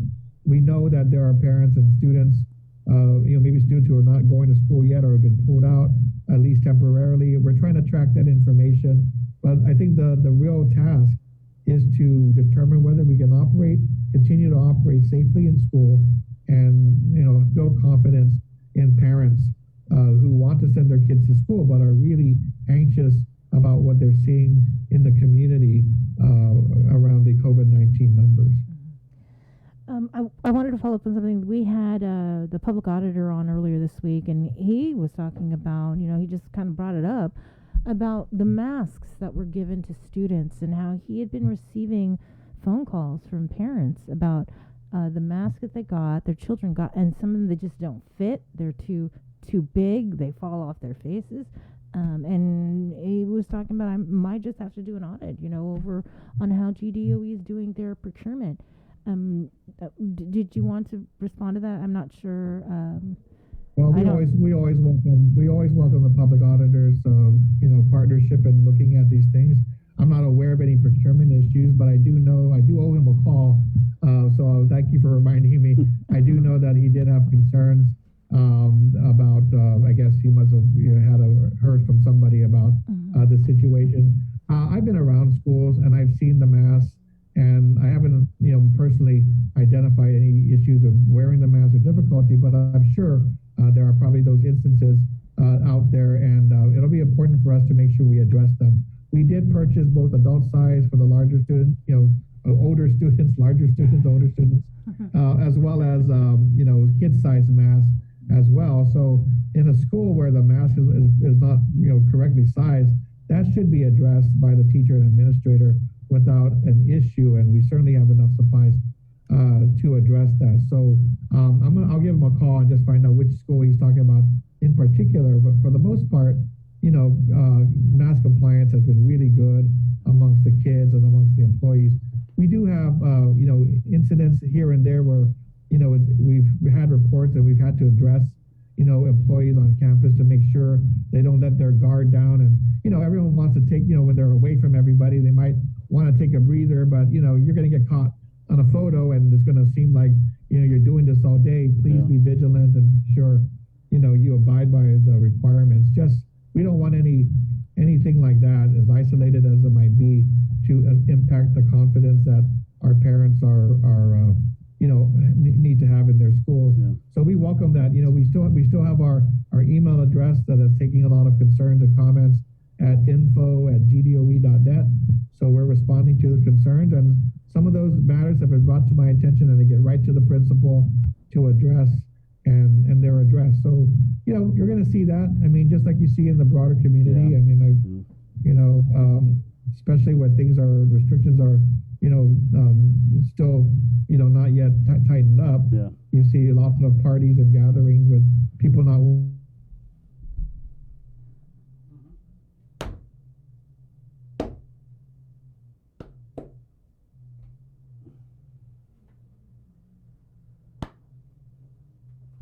Sometimes if you clap, it unfreezes. Is it still frozen? No, there you go. There you go. Oh, John, I wanted, while we're on the subject of masks, because we did get a tip in here, and I want to say it was Untalan, was a parent who had said that there was an incident involving a teacher who didn't wear the mask the whole day or something, and that teacher was sent down to downtown or reassigned. And then just, again, I had to go pick up something for my boy, and I get what you're saying, because it was after school hours. But when I came to the office, there were several employees who were just not wearing the mask because I feel like they're probably, like you said, all day going down this thing. But given the spread of the community, right, it's those little gaps where it becomes a risk. So have you had issues with teachers not wearing the mask? And then are you doing any circular department-wide to just kind of remind everyone to remain vigilant? Well, let me respond to it this way. They come to my office if they're not if they're not following the rules and they don't comply. I mean, it's one thing to maybe briefly do it and come back, and then comply when you're reminded and things like that. But if there's any resistance to it, and then we need to deal with that. So yes, when those incidents are identified, they come down here and they wear their masks. Mm-hmm. Have you had any resistance or concerns that have been raised from some of your employees that aren't vaccinated and don't want to comply with the governor's mandate for mandatory vaccinations? Yes, there are. I mean, there's concern, and there's for those who are unvaccinated. I mean, luckily for us, a vast majority of our employees are vaccinated. Fully vaccinated. So that's good news. So when it comes to the mandate, for us, it's really a matter of offering the opportunity for vaccination, encouraging, supporting our employees, and finding ways to answer their questions and address their concerns for those who might be on the fence. I mean, it's so hard when you're bombarded with all types of information. Mm-hmm.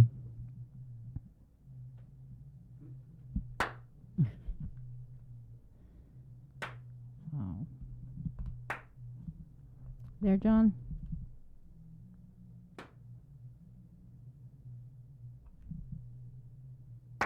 There you go. John? Sorry, are we back? Yeah. I guess I don't know if my camera has a timer on it or something, but yes, we want to inform, we want to educate and answer questions of our employees. I hate to get to a point where we got to talk about consequences, but that there is a mandate in place, and we want to make sure that everybody understands it's not a suggestion, it's a requirement that the governor has imposed, and I support it. I mean, I think that from everything I've read and learned, and that vaccinations are the most effective tool we have against the spread of the virus and the development of new variants. But for those who don't feel comfortable, we understand that too, and we want to do what we can to hopefully address their concerns and help them make that decision so that they can comply. Otherwise, there is that requirement for weekly testing and so forth. So if they're able to do that, then that's also another solution that we're working on. Okay. Do you have any update on the HEPA filters? Yes, I'm going to be focusing on what's going on there, but I know that we were supposed to already be in the stage of evaluating bids and awarding the filters so we can get them in. However, we did have protests filed, and so we're reviewing that protest. Of course, very frustrating, but again, I understand that the vendors do have the right to protest if they feel that there needs to be an adjustment to allow for full competition. So I think one of the challenges in our procurement is that we want this as soon as possible, and so I think there's there is concern about the time frames and so forth for getting these the equipment on island. So of course it is an urgent situation and timing is important, but we certainly don't want the procurement to be tied up in protest, and not allowing us to move forward. So we're going to take a good look at it and decide how we want to proceed. But we do hope that these protests are done in good faith, so we can expedite the completion of this procurement and get the supports that we need into our classrooms. Also, I wanted to follow up on this because somebody actually posted it earlier this morning when we went on our Facebook page, and people have messaged some of our reporters and myself wanting to know what is going on with the youth summer internship program and payments that haven't been made. Yes, it's so very interesting. So, we have a summer internship program that's, we haven't had in the government for, over 2 decades. And it was wonderful to bring it back and to be able to support it and fund it. And what we did was we required submission of documents, including starting from the basics like timesheets, to account for the timesheets, and then also reflection papers, and then a final project that was due. And all of that had to be submitted as part of the completion of the internship. So depending on the agency, some were really, were good and just needed a few adjustments.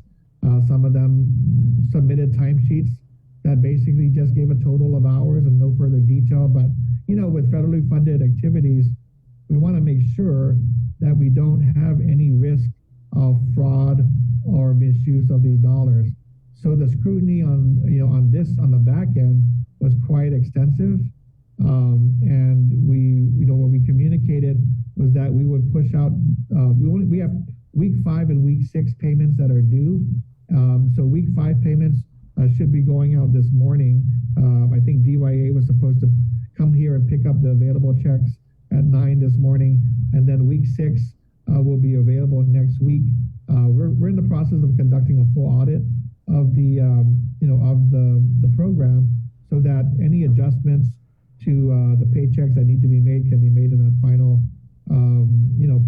payment, and to ensure that everything is above board. So we're getting a lot of concern, of course, from the agencies and organizations, and so we're trying to respond quickly. But I also know that we need to respond to some of those organizations that they still didn't submit what they were supposed to submit after several reminders.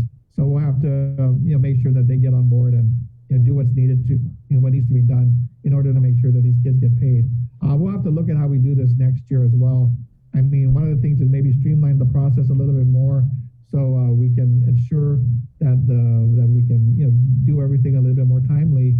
And then for organizations or agencies that really weren't able to be responsive in terms of what was needed to be done, they may not have as many interns or any interns next year, just because it'll simplify the process and ensure that we don't we can use these federal funds without any question. John, just last question. Are there teacher shortages at all? My kids haven't had Chamorro since the beginning of the school year, so I'm just wondering, are we Yeah, there. So right now there are teacher shortages, and again, there's a couple things going on. I mean, first of all, there's always a teacher shortage, and there have been, in the Chamorro language area, a lot of retirements. A lot of teachers who had to really consider their ability to come.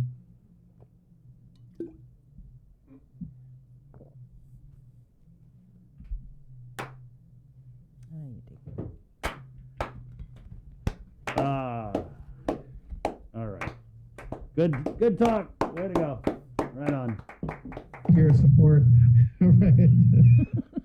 Sorry. I want to thank you for your support, Jason. But like I said, there may be teachers, who have not come back because of the, fears of this COVID environment. It's been a tough year. We are working. We do have substitutes and teacher assistants that are going to be providing, some temporary coverage while we continue to hire for these positions. Thank you, John. Thanks, John. Appreciate your time. Definitely. That was a long one. Thank you. Okay. Thanks for the applause.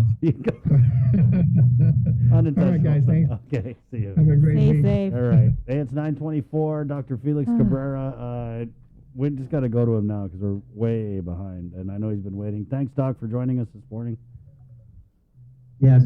Hi. Good morning, everyone. Sorry about the delay, Doc, but I know you wanted to come on just a kind of a bunch of issues, and I guess we'll go ahead and start here because we had been talking here on the show about the hospitalizations rising, yet we're seeing the CAR score go down. Could you start maybe there with the surge in positive cases? We're going on week 3 of a high number of positives, and the hospitalizations have also continued to rise. So what's our status right now, in your opinion, Doc?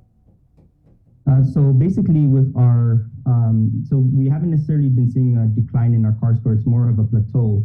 And so we're about day 13 since our CAR score was 5 and over. And then we've been hovering around 9, upper 8s, lower 9s or so for the past several days. So the way, if you look at this comparably to last year, when in August, and you look at the amount of days after the CAR score was greater than 5, there was quite a different change there. The CAR score on day 13 was 26.2. There were 43 patients in the hospital compared to 17 that are in the hospital this morning. And at that point, we're already seeing 5 deaths during that period last year, whereas right now, unfortunately, we do have 1 recently. And so there is a stark difference. But last year, I would more compare to that initial wave in August as kind of a super typhoon moving through. And actually, the CAR score back then started to decrease after the lockdown and the mitigation and the quarantines that all took place. Here, we're kind of having we just had a recent tropical depression watch, and this is more like a tropical storm that's hovering over us. And as we know, that a very slow-moving tropical storm that just sits on an island can be just as destructive as a really bad super typhoon that moves through quickly. So that being said, we're still steadily seeing increase in hospitalizations. Up now we're above 10 every day this past week or so, and our 7-day average is 14.1 people that are currently admitted in considering all 3 hospitals on island. So that's kind of the situation where we're at. So definitely not nowhere as bad as it was last time, but this is still not something that we necessarily find acceptable, and we can definitely do better.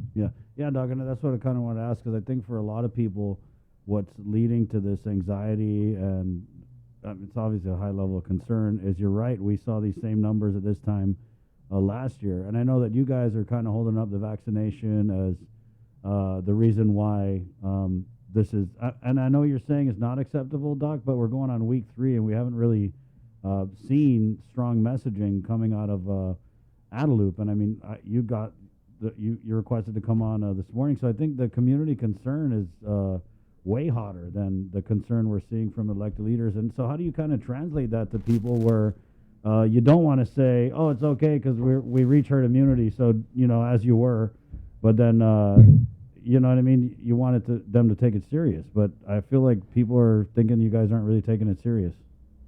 Oh, by far we're taking it extremely seriously, but we have to also really be able to understand what is the more effective mitigation strategies, and they're very different this year compared to last year, because last year 0 people were vaccinated compared to this year where we have almost 63% of the entire population fully vaccinated. Of those 60 and over, we have like 88.2% of them fully vaccinated. So that's a very big difference. So if we were to shut down, and go into lockdown again, that's not going to be as the gains that we get from that won't be as measurable as we had last year, where that was really the big thing that we could do. So it still remains that vaccinations is absolutely our number one way to stop the spread and to keep this wave from developing even higher. And then number 2 is mask wearing, of course. And then number 3 is ventilation. I know we keep talking about the other ones, wash your hands and your distance, but really the top 3 again are vaccination, mask wearing, and ventilation. So that means that if there's any group activities that they're either outdoors or in an area where or if it's indoors, a window's open, or there's a good air filtration system there. So these again are principles that we really rely on. And so, but other than that, it's really ensuring that those who've had at least 1 dose of the 2-dose series, that they get their second dose, because that proves to be, very much more effective, especially against this Delta variant. So, Doc, Dr. Nguyen was on earlier, head of the Governor's Physicians Advisory Group, and even in conversations that I've had with him, in the recommendations that he made to the governor, it wasn't just a Dr. Nguyen recommendation. He was saying, it's the Physicians Advisory Group, it's the state surgeon, so that restrictions should be imposed. And then just today, he mentioned that, we're going to see this executive order. It's going to come out maybe in the next few days, maybe the weekend. What can you tell us about this executive order, and do you feel we need restrictions in place? And so I can't comment specifically on the executive orders because I don't know the specifics of what the governor is going to decide, but she has been weighing multiple opinions, and it's not just from the Physician Advisory Group, but then from other other voices as well, of course. And so, but she has definitely been very in tune and actually following very, very closely the data that's being presented to her and the trends that we're seeing right now. So in terms of restrictions overall, I already mentioned that the whole complete 100% lockdown is not going to be as fruitful as it was last year. So what do we do instead? Do we go back to limiting gatherings? I still think that our biggest risk factor in terms of public spread is what happens when people basically are eating or drinking, because those are situations where your masks are off and you're talking, and in a lot of cases you're talking loud, and that's just a recipe for transmission. So what do we do to mitigate that risk, overall? And so right now, restaurants and bars are allowed to be at 100% capacity, and so there needs to be some heavy consideration on that. We've already seen places like New York and San Francisco putting in measurements where you have to be fully vaccinated in order to be able to go into these restaurants or bars and gyms and other indoor spaces. And so that's something that, of course, is being heavily considered as well. And it's also a matter of how to make that practical and not to put a tremendous burden on the businesses here also in terms of how to enforce that, and that they have proper guidance as well if that were to be the case. And so that's something to consider. And those that choose not to do it, what are their options also? What I mean by that is a business chooses not to require vaccinations. What are their restrictions instead? And so those are all things that are being there, and I suspect that that we'll get some more clarity before the week's over. Okay. So are these the type of restrictions that were, like you said, restaurants, check the vax status. If they allow vaccinated people to eat indoors, they can operate 100% capacity, but then everyone who's not vaccinated has to eat outside and wash the vaccinated people's dishes afterwards? Yeah. Well, as long as they keep their mask on, right? But no. But again, there's a variety. I won't go into all the different scenarios that are being presented, but I'll just leave it as that. That there could be a variety, and there may be a difference in capacity within the establishment. Also, if you're not requiring vaccinations, so that's one consideration as well. Doc, what about the VA? Is it VA PPC or VAAPC? VA PPC. Yeah. The vaccine council. Antiviral something. Yeah. So I know that the FDA came out with the guidance for the third shot for, is it the elderly and immunocompromised? So where are we with? Yeah. So specifically the immunocompromised. Right. Yes. Yeah. And so so what's very specific, and I want to be very clear that these are not booster shots. They're considered additional doses. A booster shot is if you actually completed the series and you've achieved a level of immunity, but then that immunity may be waning, and then you need a booster shot to get you back up to that part. People with moderate to severe immunocompromised states, when they were vaccinated, never, in all likelihood, never achieved that full immunity point. And so really what they need is that additional dose to get to that point. And the studies have shown that with the mRNA vaccines, more specifically Pfizer and Moderna, that it's very effective in getting this third dose 28 days after you've completed your second dose. And so what we've seen is that it definitely provides a much more protection for them because they themselves are already high risk of complications of COVID. So that's the key part there. So the FDA and this, expanded their emergency use authorization to allow for these additional doses.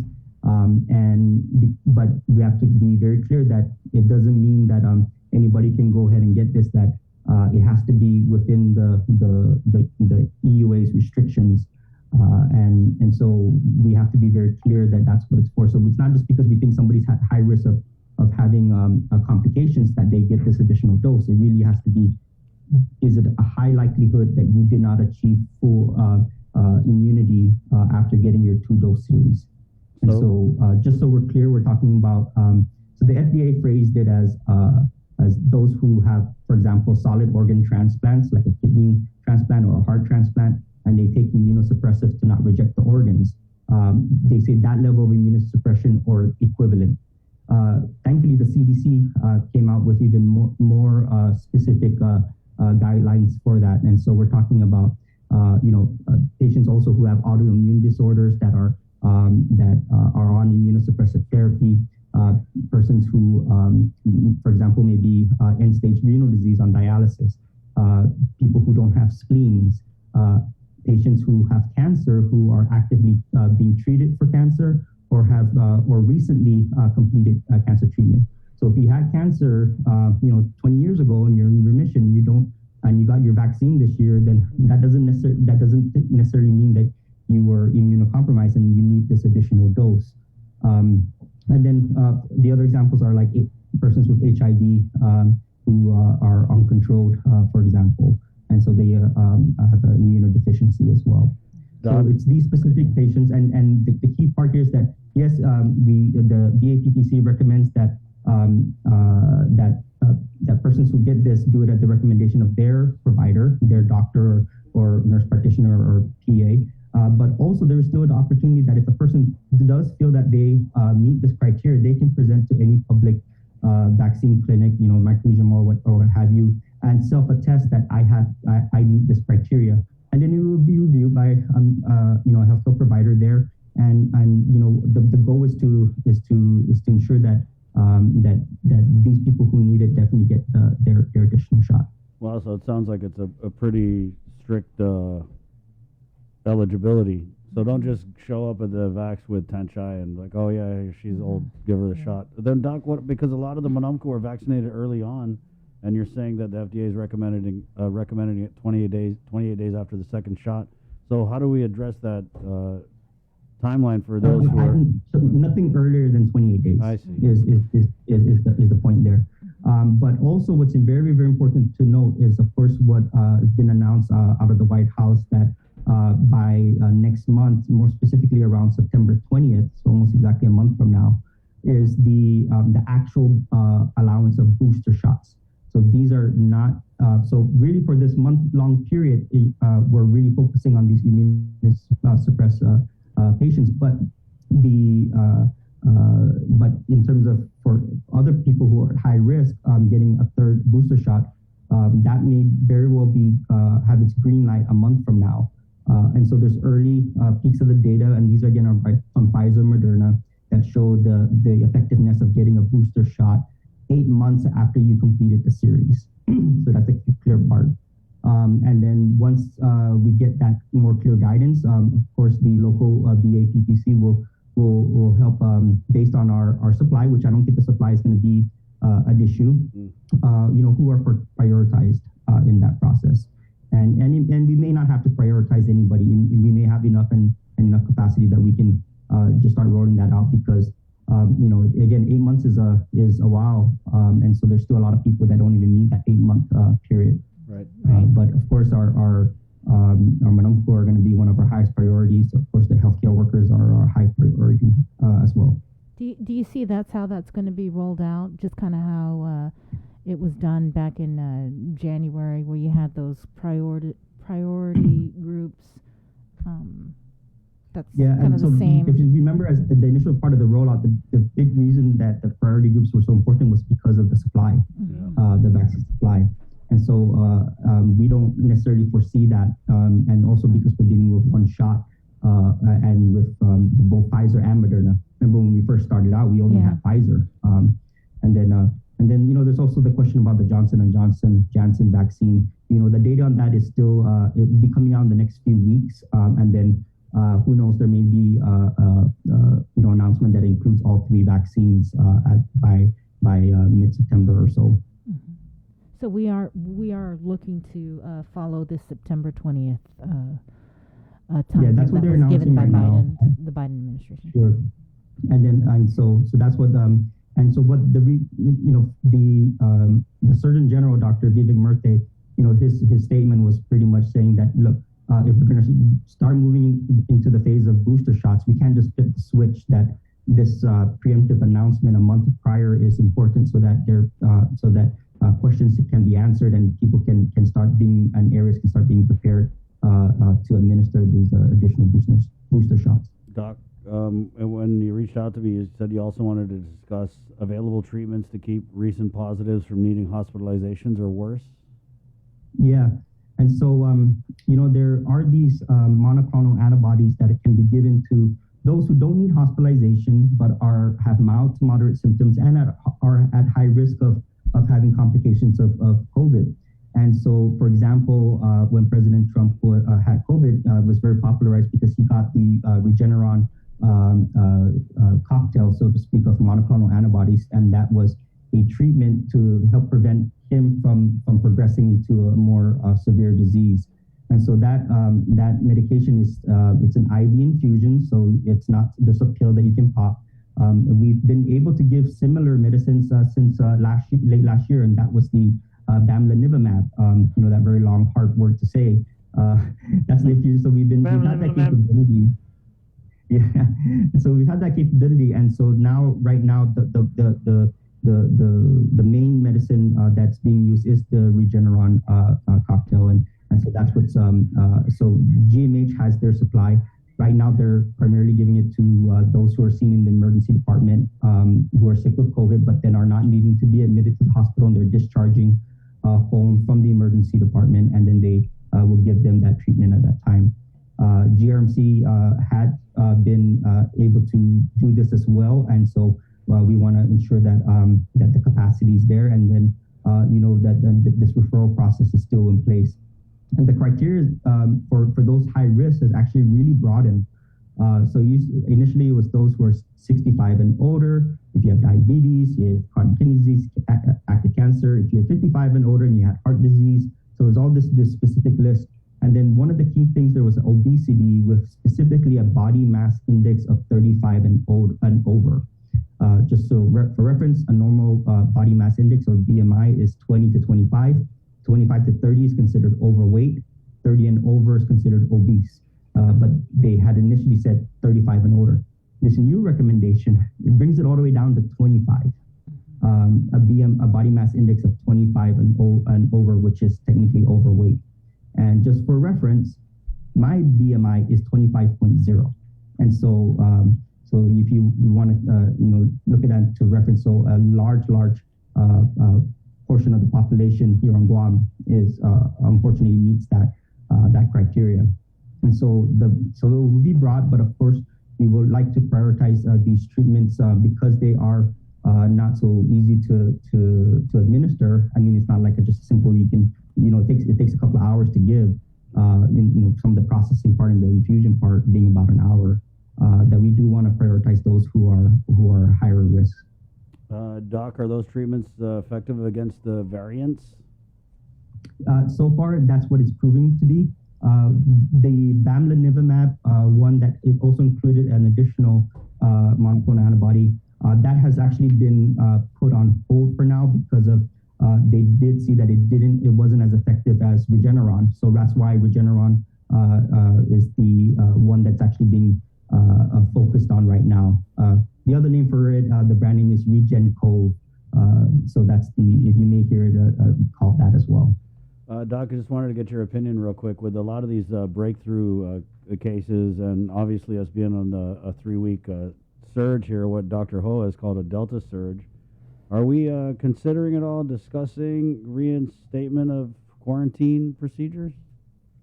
Yeah, so I want to make sure that we understand some certain facts, and that when we hear breakthrough case, somebody who's been fully vaccinated, that gets a lot of attention, right? Whereas the ones who are unvaccinated don't get necessarily the same amount of attention. But we got to look at it in the perspective there. So basically, what our numbers here on Guam show is that if you are vaccinated, if you are unvaccinated, you are 3 times more likely to catch COVID than somebody who's unvaccinated. What's even more striking is that with our hospital data, and this is hospitals across the 3 hospitals, is that if you are unvaccinated, you are 33 times more likely to be hospitalized than somebody who is unvaccinated. Versus somebody who is fully vaccinated. Fully vaccinated, yeah. So you're unvaccinated, you're 33 times more likely to be hospitalized than somebody who is fully vaccinated. So in other words, vaccines are extremely effective. They are not 100%. We've never said they were 100%, but you want to give yourself a good odds. I take 33 times, the odds in that situation. And so if you are somebody, there's still just under 3,000 Manamku 60 years and older who are not fully vaccinated on this island. 3,000, so that's still a tremendous amount that are still at risk. And so, we still have to push and encourage more vaccinations. And please, that's where we need everybody's help. And that if you have family or friends, that you help them understand and try and listen to them also why they may not be open to getting the vaccine. And it's important to also be able to say that this is one of the most studied, most scrutinized vaccines in history, and that a lot of these worries are not something that really hold water. It's just not true. Right now, there's over 4 billion doses that have been given worldwide, across over 180 countries. I mean, that's tremendous. This is the biggest vaccine rollout in history. And so we have so much data on the safety of it. And I think it's really important to recognize that. We did have a question from one of our online viewers. Who are the real spreaders, vaccinated or not vaccinated? Not vaccinated. So let's be clear. In order to, first of all, in order to be a spreader, you need to be infected. And like I mentioned earlier, you're at least 3 times more likely to be infected if you're unvaccinated. And that's just in general, right? And that's asymptomatic, symptomatic, just overall. And so right away, you're more likely to be a spreader if you're unvaccinated, and because you're more likely to get it. So yes, some people do have the breakthrough cases if they're fully vaccinated, and it shows that they can be infectious as well. So that's why still everybody still has to mask up, even though you're fully vaccinated. And that's why there's an important part there.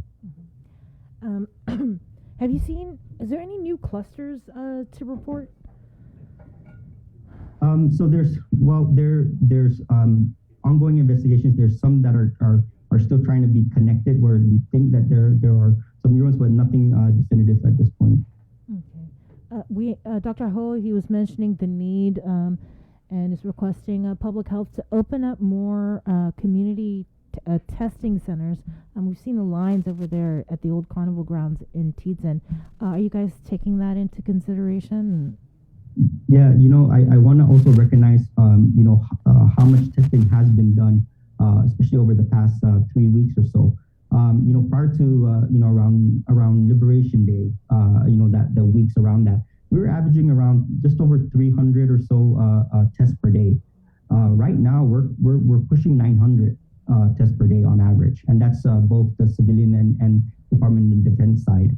And so that's a tremendous amount of testing already being done. And yes, the demand is still high, and we definitely do need to do more. And we're looking at ways to be able to allow more testing capacity. Because really, it's the sampling part that's the big limiting step, because we have so much availability in terms of running the test, which is complete. Which is was the main issue, of course, last year, early last year in the pandemic. Did you have any more? Good. No? Okay. Just on hospitalizations, did you say 17 hospitalizations as of this morning? Yeah, as of 8 a.m. this morning, there's 17 hospitalizations. And of the 17, 4 in the ICU. And so right now there's 8 at GMH admitted, and then 9 at GRMC that are admitted. 2 of them each have, each of them have 2 ICU patients, but none of them are on a ventilator. Mm-hmm. Any fatalities? I'm sorry? Any fatalities? No new fatalities to report. Doc, we had a question here in the comments. If non-vaccinated people are more likely to be spreaders, hold on. Why aren't people who got the shots encouraged to get tested too, since both shots and those without shots can spread? Why only single out those who haven't gotten vaccinated? I don't know who's singling out anybody who's unvaccinated to be the sole people to get tested. We encourage everybody to be tested if you've been contacted. In fact, Doc, I think they're referencing the vaccine mandate, where if you don't have the vaccine, then you have to get a weekly test, or else you're gonna get fired. Yeah. And so the weekly test is because look, the way you have to look at it is, if you're vaccinated, then you're in one category. If you're unvaccinated, you're in a completely different category, and we have no way to mitigate that or to understand, to balance out that risk. And the one way we do know that's been proven, especially before vaccines were available, was weekly testing. And you look at colleges throughout the country that did weekly testing with their students last year, and these are just the antigen tests specifically. Okay, these are the easier ones that you know right away. That their rate of infection was nearly 0 in terms of spread, compared to others that didn't do that, where it's more like 15% of the student body ended up being positive over a month period or so. And so it's a big difference, and shown to be effective. And so that's why it is important. And so depending on how on what the data looks like, the testing, routine testing for those who are vaccinated. Right now, we're not having the data that supports having to do that. But for the unvaccinated, for those who either refuse to be vaccinated or are unable to be vaccinated, that is something that we have to have a different way of mitigating to keep the workplace safe. Okay, Doc. Thank you. Good to have you on again. Any final message to the community about what's happening right now? Well, what I say is, again, it's one of the things that's so important is that we understand what and how the virus spreads, and that when you think about somebody smoking in a room, that you're going to smell that smoke pretty heavily if the room's not ventilated. And it's the same thing with the virus. And if you're not wearing a mask, and if you're talking and you're sharing a meal, that is a very high place to spread. And that's still the case in workplaces in particular, where people take breaks together, and then they are in a small break room, and they take off their masks and they eat and talk. And so that's a very that's a big place of transmission at this point. And so that's something that we have to be very cognizant of. And the last thing I'll just say is that, again, for those who are unable to be vaccinated, and particularly those who are 12 years younger than 12 years old, the best way to protect them is to have everyone else around them being vaccinated, especially who they share the most time with, which is those that they share a household with. So those in the same household, if you're 12 years and older, then we really recommend that you get a vaccine to protect them. Okay, Doc. Thanks, you. Thanks, Doc. All right. Thank you, everyone. Have a good day. You too. There you go, Dr. Felix Cabrera, the Chief Medical Officer for the Department of Public Health and Social Services. A lot of info there. Yeah. Processing right now. We got to take a break, guys. It's 9:52. This is The Link. We're proudly brought to you by Pacific Points, Cabo Enterprises, IT&E, and Jack in the Box. Good morning. The KUAM Podcast Network is back and on demand, featuring a great variety of podcasts from our island and region, including culture, lifestyle, awareness, crime, politics, commentary, comedy, and entertainment. Available on most streaming platforms. The KUAM Podcast Network. Subscribe and listen now.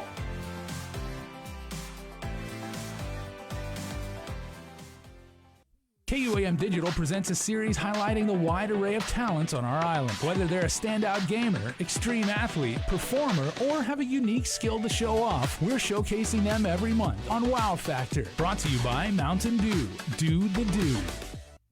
On August 28th, join us as we illuminate hope at the American Cancer Society Relay for Life Luminaria exhibit at the FDMS Phoenix Center. From 10 a.m. to 5 p.m., witness the luminous display of lights, a representation of our love and respect for those who have battled cancer. We will remember those who have lost to cancer, honor those who have beaten this enemy, and support those who are currently enduring the treatments for cancer. Do you feel like you're missing out on something? Make life more rewarding with Pacific Points. Earn and redeem points for bill rebates and free load at IT&E, discounts on fuel at Shell, vouchers at Foodies, and United Mileage Plus miles. You can even pay with Pacific Points at IT&E, Shell, and Foodies. Pacific Points. Do more, get more. The relationship between Guam and Manila, Philippines is undeniable as we share similar cultural traditions, history, and heritage. With generations of Filipinos calling Guam home, KUAM presents a monthly look at the capital city featuring in-depth and engaging interviews on everything from medical tourism to new business and government leaders. Veteran newscaster Nestor Lecanto delivers Beyond Our Borders. This special program is brought to you by KFC and the Medical City, where patients are partners. Get the job done the right way by getting the right stuff at East West Rental Center. With years of experience helping builders, we definitely got what you need. Call 646-1463 or visit us in Upper Tumon. Open Monday to Saturday from 7 a.m. to 5 p.m. and on Sundays from 8 a.m. to 5 p.m. GU Self-Storage, conveniently located near the Harmon McDonald's, offers fully covered loading and unloading area with individual pin-coded gate and door access. Call us today at 648-7867 for more information. Say hello to the First Hawaiian Bank mobile app. Got a question about your finances? You've come to the right place. Bring all your accounts together, even those that aren't with us, and see the big picture, right down to the smallest detail. Unlock powerful tools like Insights and Money Map that help you save time and take control of your finances. When you connect accounts with the First Hawaiian Bank mobile app, it all starts with yes.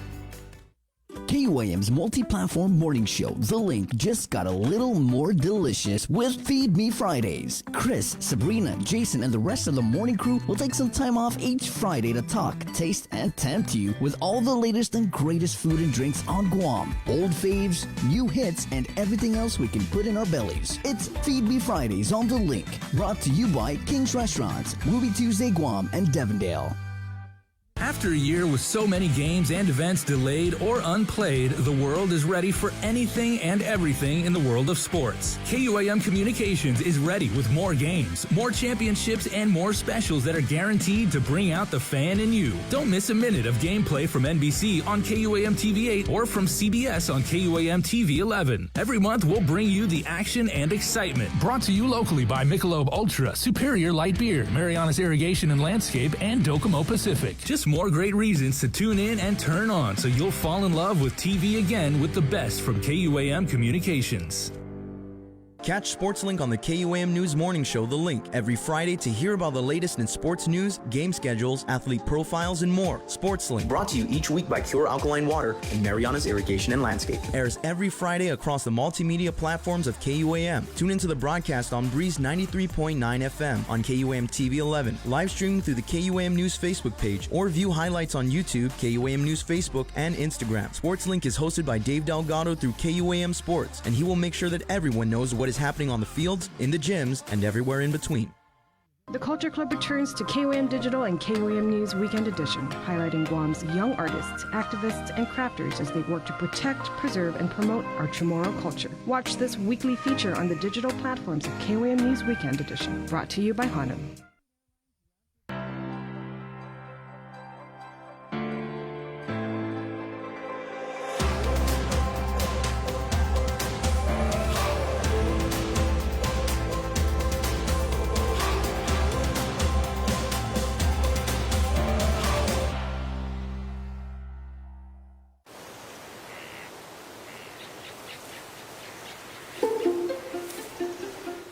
Guam was once home to over 12 native species of forest birds, each with their own unique sound, color, and role to play in our ecosystem. However, the arrival of the brown tree snake has threatened their existence. Today, only 3 of these species still exist in the wild. But what was once lost can be restored. Join the Department of Agriculture's efforts to restore our ecosystem. It is only through partnerships with various organizations and the community that we can give our native birds a future.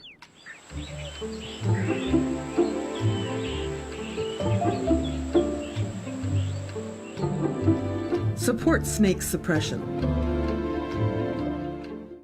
On August 28th, join us as we illuminate hope at the American Cancer Society Relay for Life Luminaria exhibit at the FDMS Phoenix Center. From 10 a.m. to 5 p.m., witness the luminous display of lights, a representation of our love and respect for those who have battled cancer. We will remember those who have lost to cancer, honor those who have beaten this enemy, and support those who are currently enduring the treatments for cancer.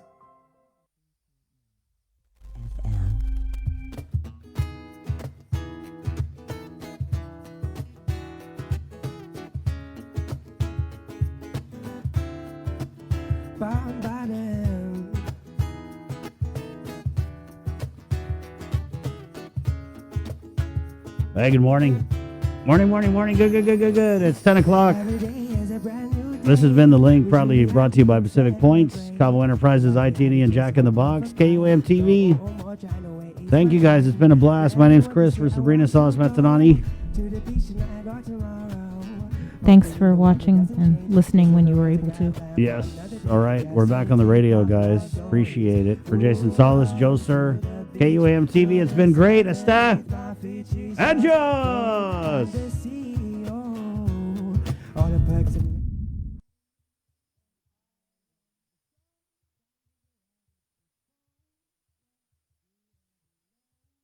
And we're back. You miss me? It's 10:01. Let's do Cover Me, brought to you by Burger King. Get ready. Ready yourselves. Synchronize your calendars. Tomorrow's Friday. Friday, woohoo! And you know on Friday how they do at Burger King? They do chicken fries on Fridays. These chicken fries, it's good. It's fried chicken in finger form. Good, delicious. I love it. So yeah, you go to Burger King, you order your chicken fries, you be like, I love chicken fries. Tell it to the whole island. Yes, Jay? I love poultry. Yeah. No, that's not. Yeah, you have to say that phrase exactly, right? You can't say... No, you can say I love chicken fries. Yeah, say exactly that. I love poultry and fried in vegetable oil to a crisp golden brown with seasonings. That's how you can do it. Yeah. Doesn't have the same, like, oomph, the same zazz. Yeah. The same. Je ne sais quoi. All right. Thank you, Jay. So Cover Me this morning is also brought to you by Docomo Pacific. We're going to leave you with this. Thank you, guys. Be safe out there. Wash your hands. All right. Do your part. Okay. As we're not seeing any restrictions coming out. So it's on us again, guys. We got this, Guam. 10:03. Cover Me. Good morning. My name's Chris Estajos.